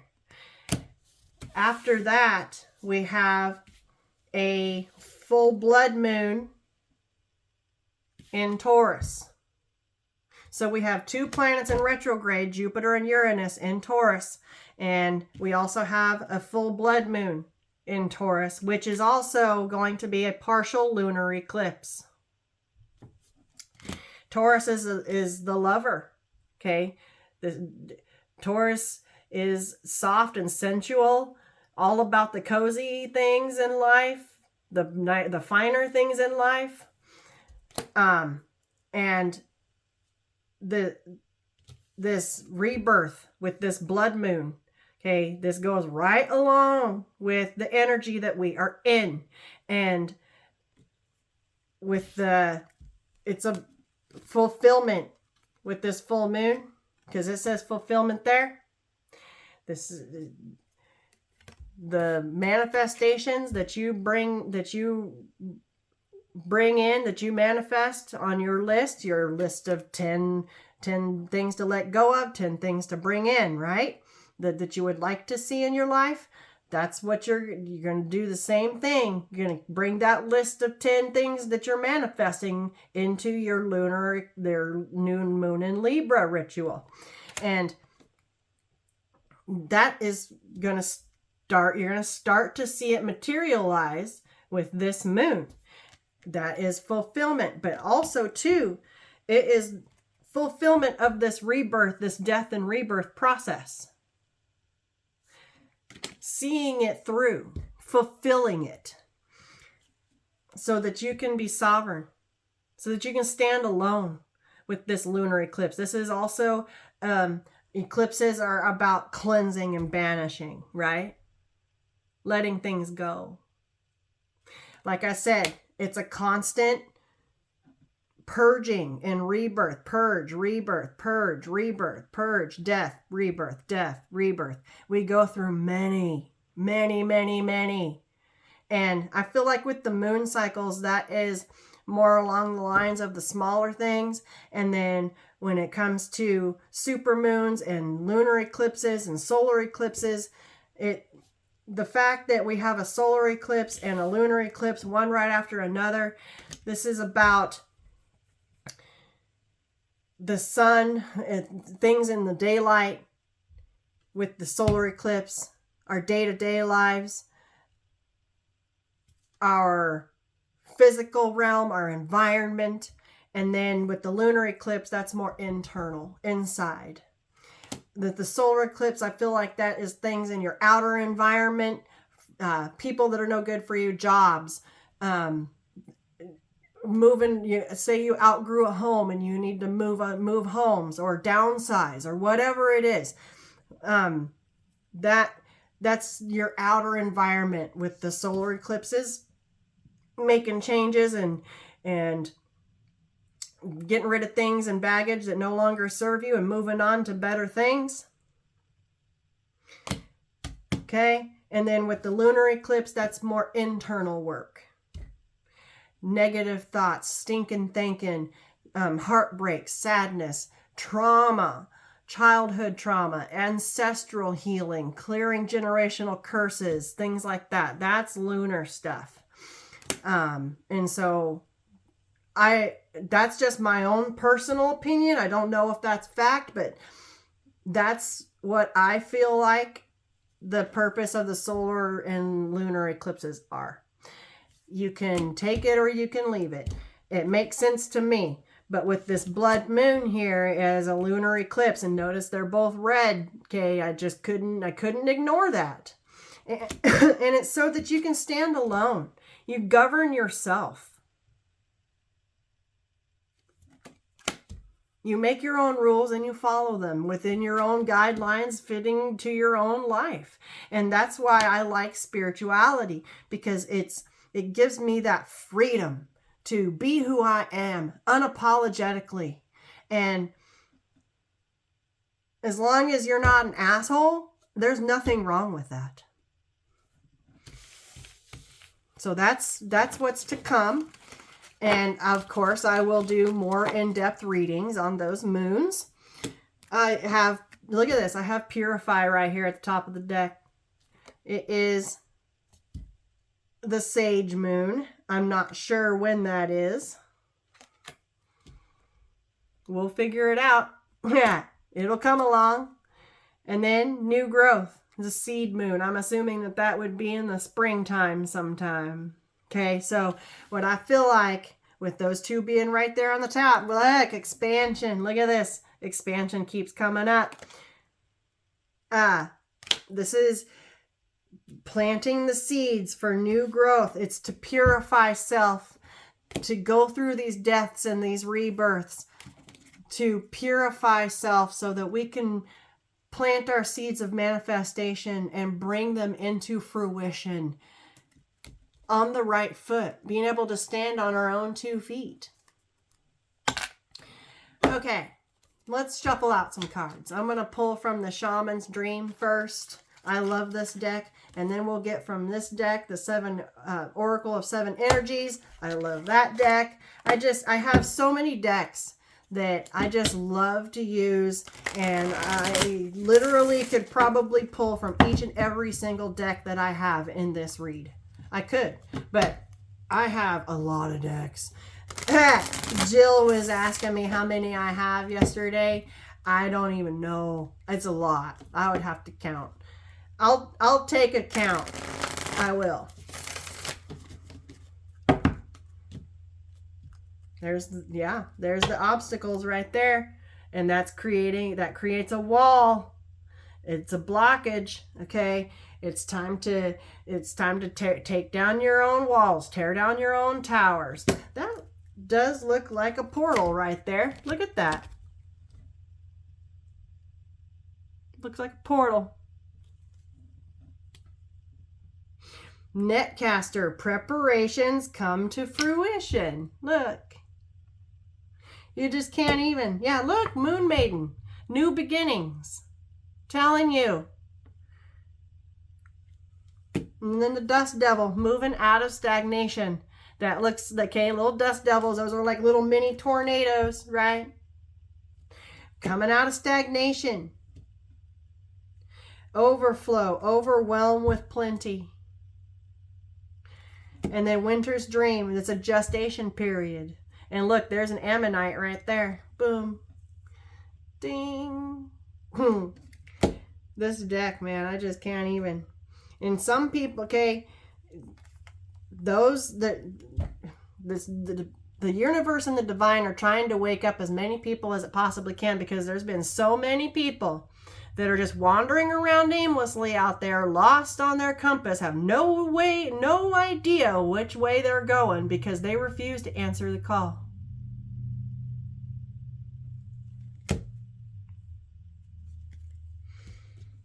Wow. And we're still going to find those people. That is, we just have to rise above it. Wait a minute. I don't want to put that together. That's going to make them all screwy. Yeah, no, we don't want to do that. Fortune's wheel. Okay, the wheel keeps on spinning and it's falling in your favor. The crossing, look at this. Initiation again. I just can't even. Look at this. And look, there's a portal right there. Crossing that bridge into your initiation. It's an initiation.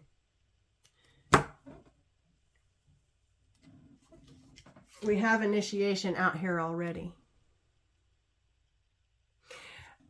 When I downloaded the spheres this morning, I got the channeled message.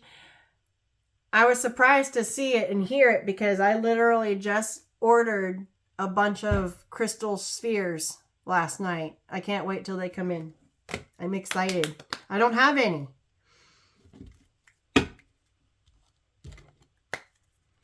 All right. Let's see. Let's see what shuffles out. Yeah, drifter, experiencing life as it comes.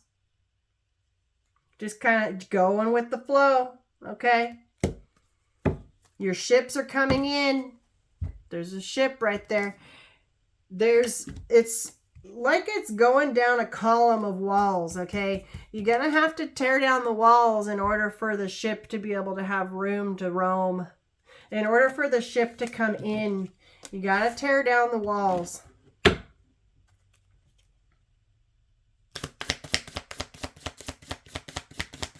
Is there anything else that's important for this message, Spirit? Fool's Embrace. Transmuting pain.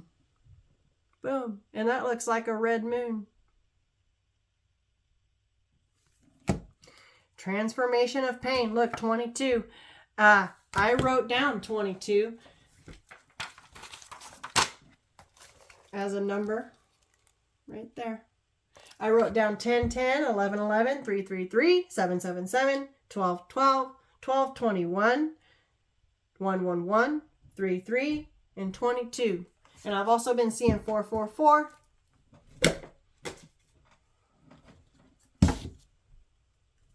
Yeah, look, closing door, completions.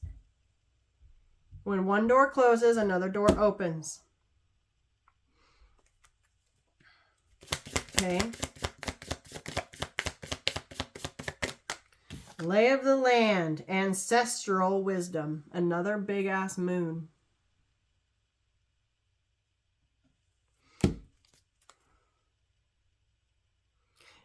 Gathering around, the power of community, okay? I feel like this is your soul tribe, but also your ancestral community. Gathering around you. They're all around you. And then look, first breath, beginner's mind. Look at her. She's dancing with the planets all around her. The planets are doing their thing all around us, and it's all a synchronized dance. It's all on It's all for a reason.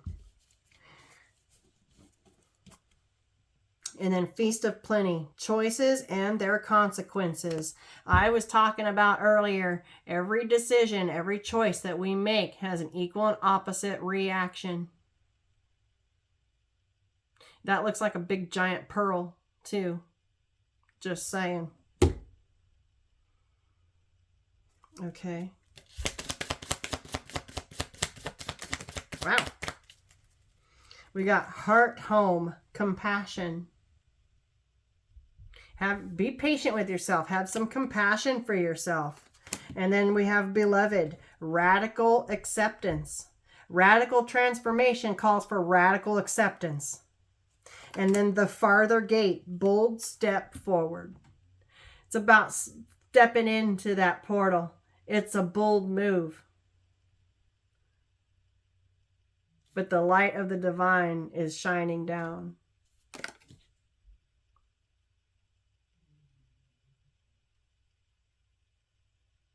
This gate is open here. Okay, this gate close up is open, and the one farther back is closed. If this would focus, there we go. One gate at a time. I feel like this one right here in the forefront, that is this 1010 portal, and then this one back there, that's the 1111. And I feel like this big one back here is the 1212. Or this one's the 88, the 99, and that big one there is the 1010. Take it how you want. Okay. But whatever it is, that's a 55. Okay. That's big changes. Big old changes. I have more decks to pull from, so let's... I just saw 02, 02, 02. Whew. Oh my God, look at this. Open to discovery. That is a big old lock with a key. Opening the doors. Opening the gate. With that threshold energy that we saw with that moon deck, okay, we're right at the threshold. We're right at its doorstep. And smoke and mirrors, okay? This is giving me banishment of anything that creates a fog, that creates uncertainty, muddled thinking, unclear thinking, things that hide in the shadows, that hide in the smoke, smoke screens, okay? It's all getting banished. And that is through self-reflection. Okay. Yeah, the beautiful uncaging. Okay, again, with the keyhole. You are the key. Unlock that heart. Be okay with going into uncharted territory. There's that compass. As long as you know which way you're going to be just fine. With that compass there. It's being exposed and revealed to you. You will get the signs and the synchronicities to guide you on this unknown territory. Some people are too scared to make that bold move. Take that bold step. But you know, it all comes down to radical acceptance. Radical transformation requires radical acceptance and boldness. This beautiful uncaging. Open up that heart. Set it free. Get a hold of some carnelian. Okay? That'll help. We got carnelian right here. All right. Yeah, a higher view. Okay? Owls could be significant to you. I know they are to me. Quiet the mind. Okay, that came up earlier. This is about silencing the mind. Try not to try not to get stuck in your head. Okay? Don't be letting yourself get rooted in fear, because you're on a mission here. You're planting your seeds so that your trees can grow and bear fruit. Awakening genius. Yeah, look at this. You're awakening a gift and healing your heart. And look, there's another bridge right there. The land between. There's a special place right in between these realms here. This is one realm. This is another realm. Timeline jumping. There's bridges. There's an altar right here. I'm feeling like that's your ley lines or your sacred places that you can go to connect with your ancestors, to connect with your spirit team, to connect with Mother Gaia. Whatever you're feeling called to, you need to connect with. Yeah, let it go. It's that final push, guys. It's that final push to let it go. There's 2 hummingbirds here. Each of them have the end of a string. And you can hardly see it, but there's a little bow tied right there. What they're going to do is they're going to fly apart and pull that apart. And with that heart there, it's whatever's keeping your heart bound.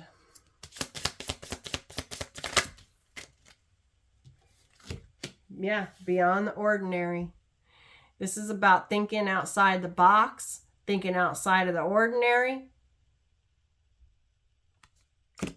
Taking that bold move. And then this rose's kiss flew out and landed right on top of this spiritual love.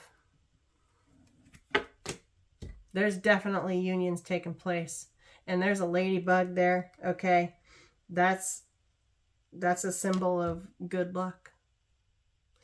Long, prosperous marriage.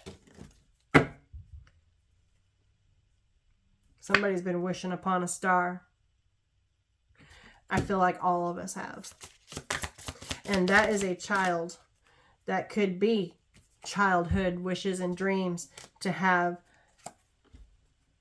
a long-term romantic partner, to get married.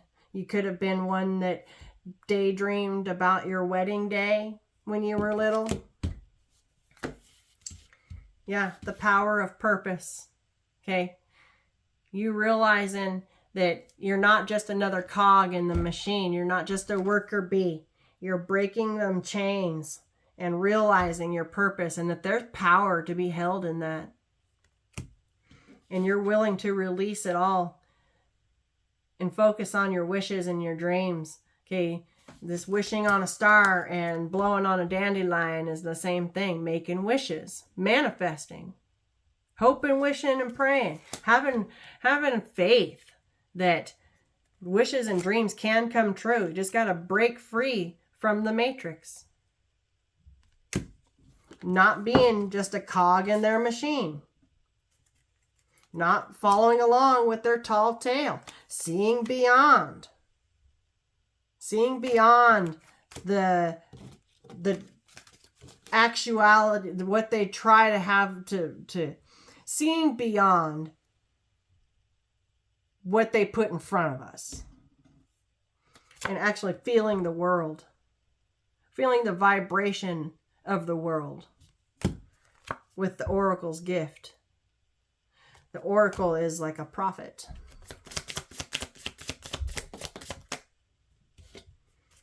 The call of the muse. This is being inspired. Okay, inspiration is calling. Breaking you wide open. Okay. Look at that, feeling the earth, getting connected. There's your earth star chakra. Okay, I mentioned it with this card right here. It's not pictured, but it's there. It's about 6 inches below your feet. Getting connected with Mother Gaia.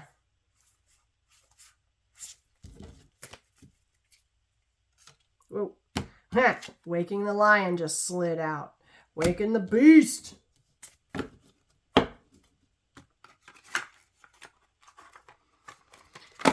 Okay. What else are we getting, Spirit?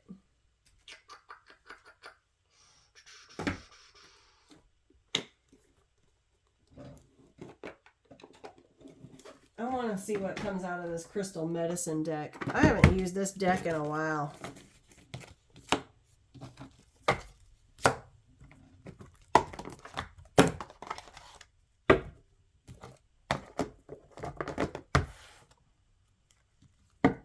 No! I just cut the deck to Soul Retrieval. That was a channeled message that I got. Wow. Thank you, Spirit, for the confirmation. And look, spheres. And that looks like a portal. I'm telling you. Your girl will be on point. Wow. This is a time for soul retrieval. Remembering who the fuck you are. And look, there's Mother Gaia right there. We just got done talking about Mother Gaia. And rejuvenation, green tourmaline. Rebirth, rejuvenating. The soul. And this is a retreat. Okay, green calcite. I have green calcite. It's right here. This is the one that just feels whenever I hold this one, it just feels so good. Oh, it's so lovely.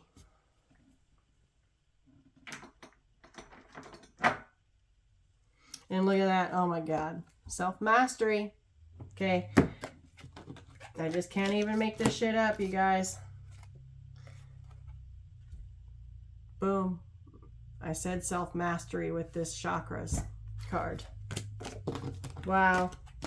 Okay. Let's see what shuffles out. That says topaz on it.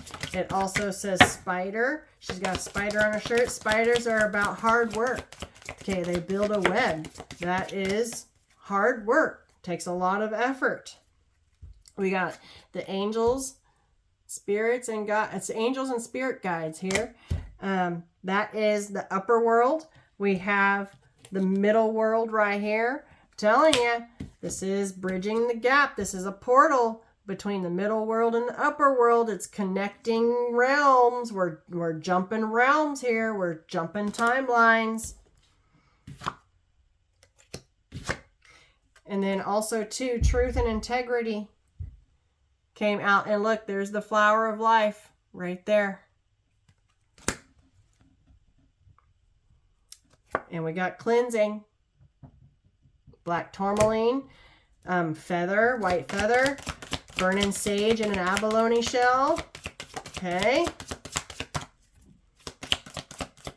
Protect your energies. Cleanse your energies.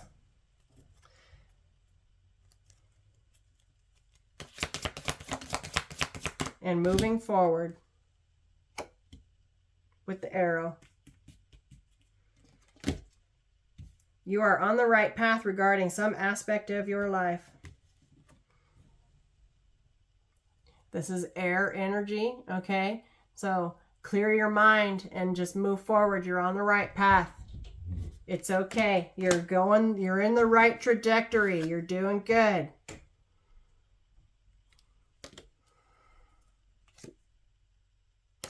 I have the healer card here, the shaman or the shamanka.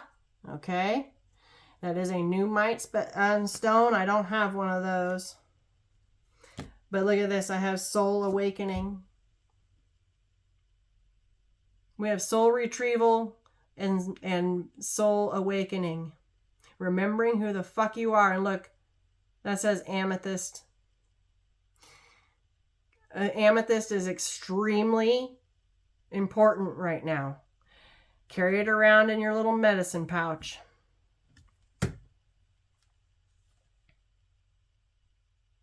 Okay.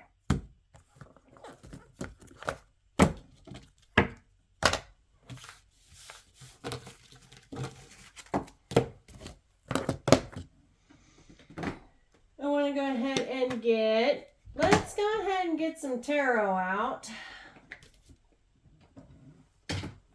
We're going to use the Cosmic of Origins. Let's just see what tarot has to say. Huh. Emperor's at the bottom. Imagine that. Yeah, and the Empress is right underneath him. Damn. I'm not sure if that was... that might have been from the last reading, but you know what? They're still there. I'm going to go ahead and keep them. And there's a Seven of Pentacles. There's divine timing right fucking there.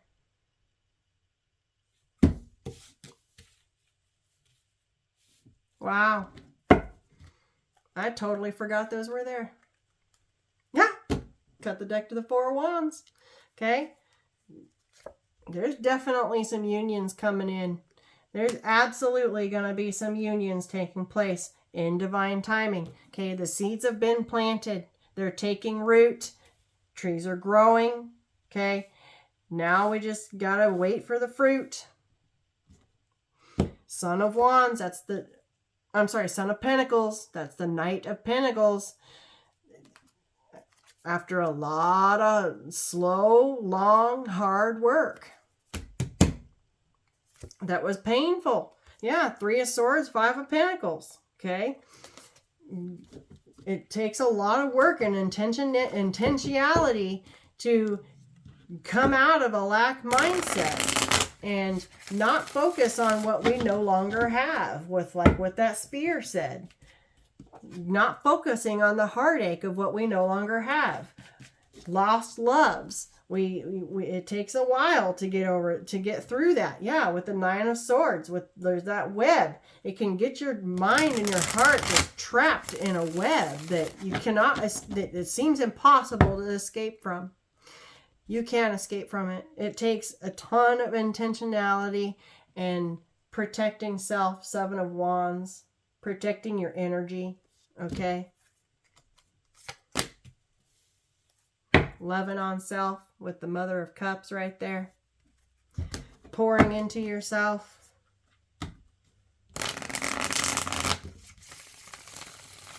Wow. Okay.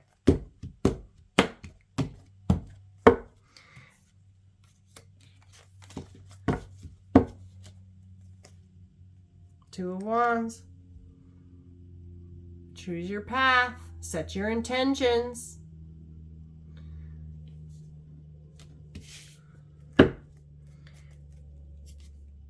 I'm just going to pull a quick little Celtic. What is the current energy? Wow, that's a lot.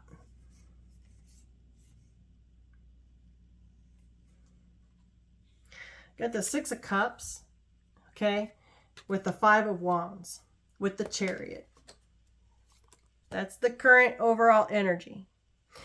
This is interesting because this is thinking about the past with this here. This could be inner child wounds. This could be generational curses with these roots here.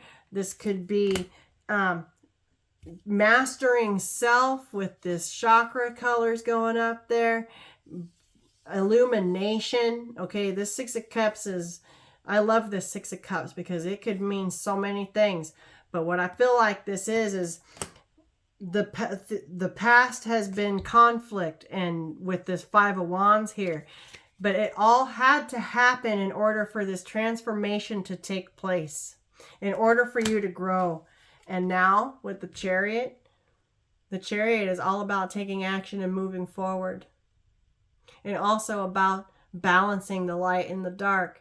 Okay, the light and the dark have to work together cohesively in order to pull that Chariot forward.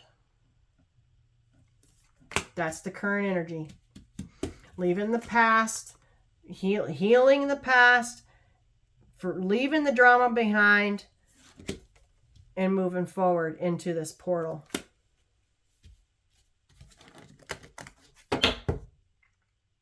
Yeah, there's the Five of Swords right there. Okay. And the challenge. The challenge is taking the leap, taking the dive. And the Ten of Wands flew out. The challenge is You have to take the dive or you're going to drown in it. You're going to drown in your sorrow, and it's going to get so heavy that you're going to drown in your emotions and in your heartaches and in your sorrows unless you take that dive. You have to take the leap. That's the challenge.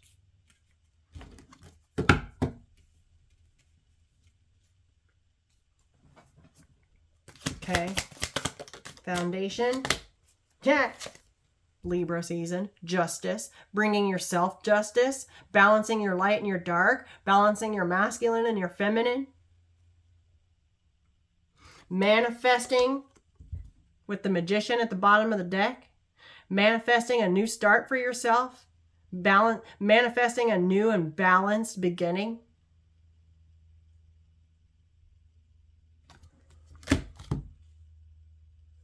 Manifesting with this new moon in Libra.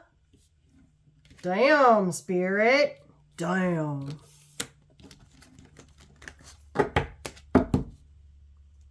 Okay. Recent past. Yeah, Hierophant came out in reverse. Having no faith. Not having faith in the situation, not having any trust. That's why, yeah, not trusting it with the Seven of Swords. Holy shit. That's why the challenge is taking the leap.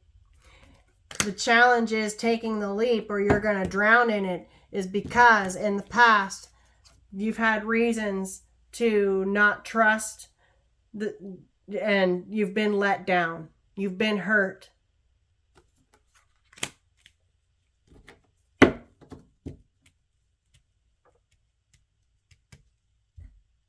Or this could also be failed relationships because of dishonesty and trickery and or cheating, right? With the Hierophant reverse, this is marriages not working out, divorces happening, commitments not working out. I just saw 022220, 2222 in the past. Okay, relationships and situationships or relationships with people that didn't work out because you can't trust them. There's two-faced fox right there. Okay. And so you're having to take the dive into your pool of self-healing and into this portal so that you don't, and releasing your weight, dropping your burdens and leaving it behind so that you can manifest a brand new beginning for yourself that is justice for you.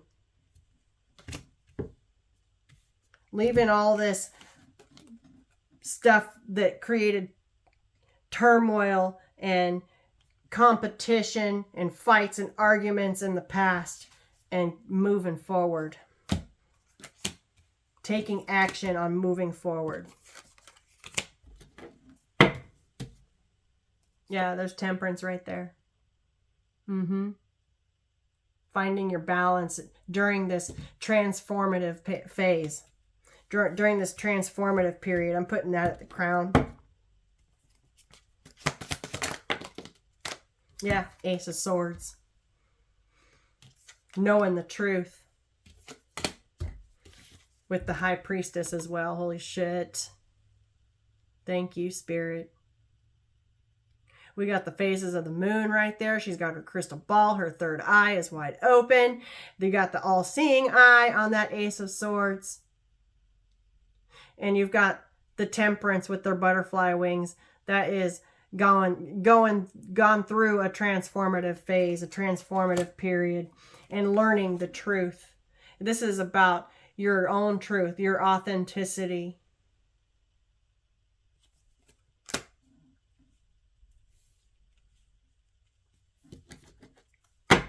The phases of the moon, following the energy, reading the energy. Got the Four of Swords here, healing. What's to come? What's to come? victory. 6 of Wands. Freedom with that eagle there. Got the 8 of Pentacles, the sweet, sweet honey. And then I've got the 10 of Cups right behind it. Look at this shit, you guys. Happy family. There's the rainbow. Okay. The hardest part is over. This is what's to come. Accomplishment. After a lot of hard work. Freedom from any past troubles, anything that kept you stuck and stagnant in the past. Anything that kept you underwater. Anything that hurt your heart because of situations and relationships with people that couldn't be trusted, then they let you down. You will have, there's a union right here. There's a happy little family right there. And elephants, they have a long memory and they stay together for life. Okay, this is a long lasting spiritual kind of love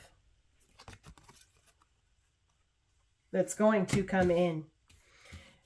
You have to heal self first. Take the dive. Trust the divine. Take the leap. That Father of Pentacles right there. There's the King of Pentacles. He's a committed man. Okay.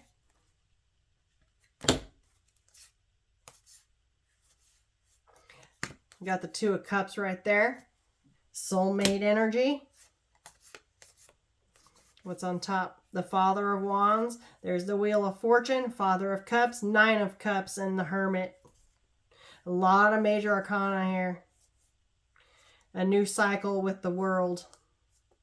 A new cycle for yourself. Got the Wheel of Fortune.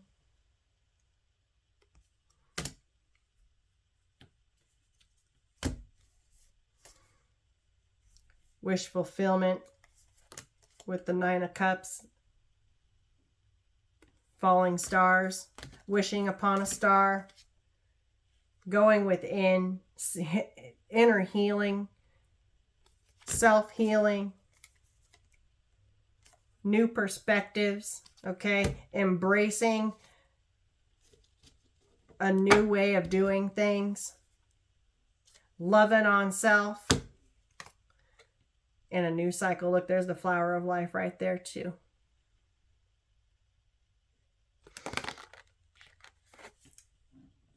A brand new world, I just heard.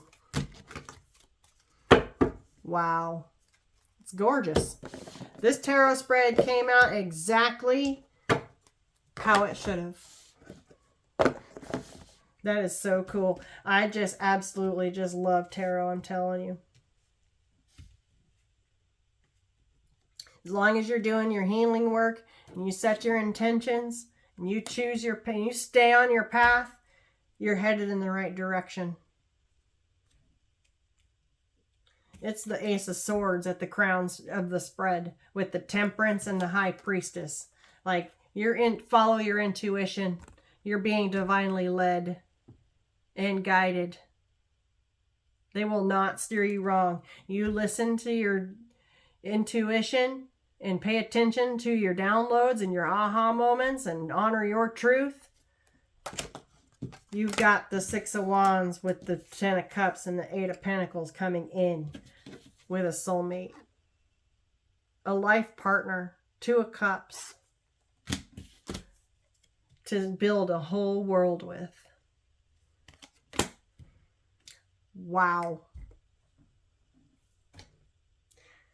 And you know what? I think that's where I'm going to leave this one. I love you guys. I know this was a long one, but it was for a reason.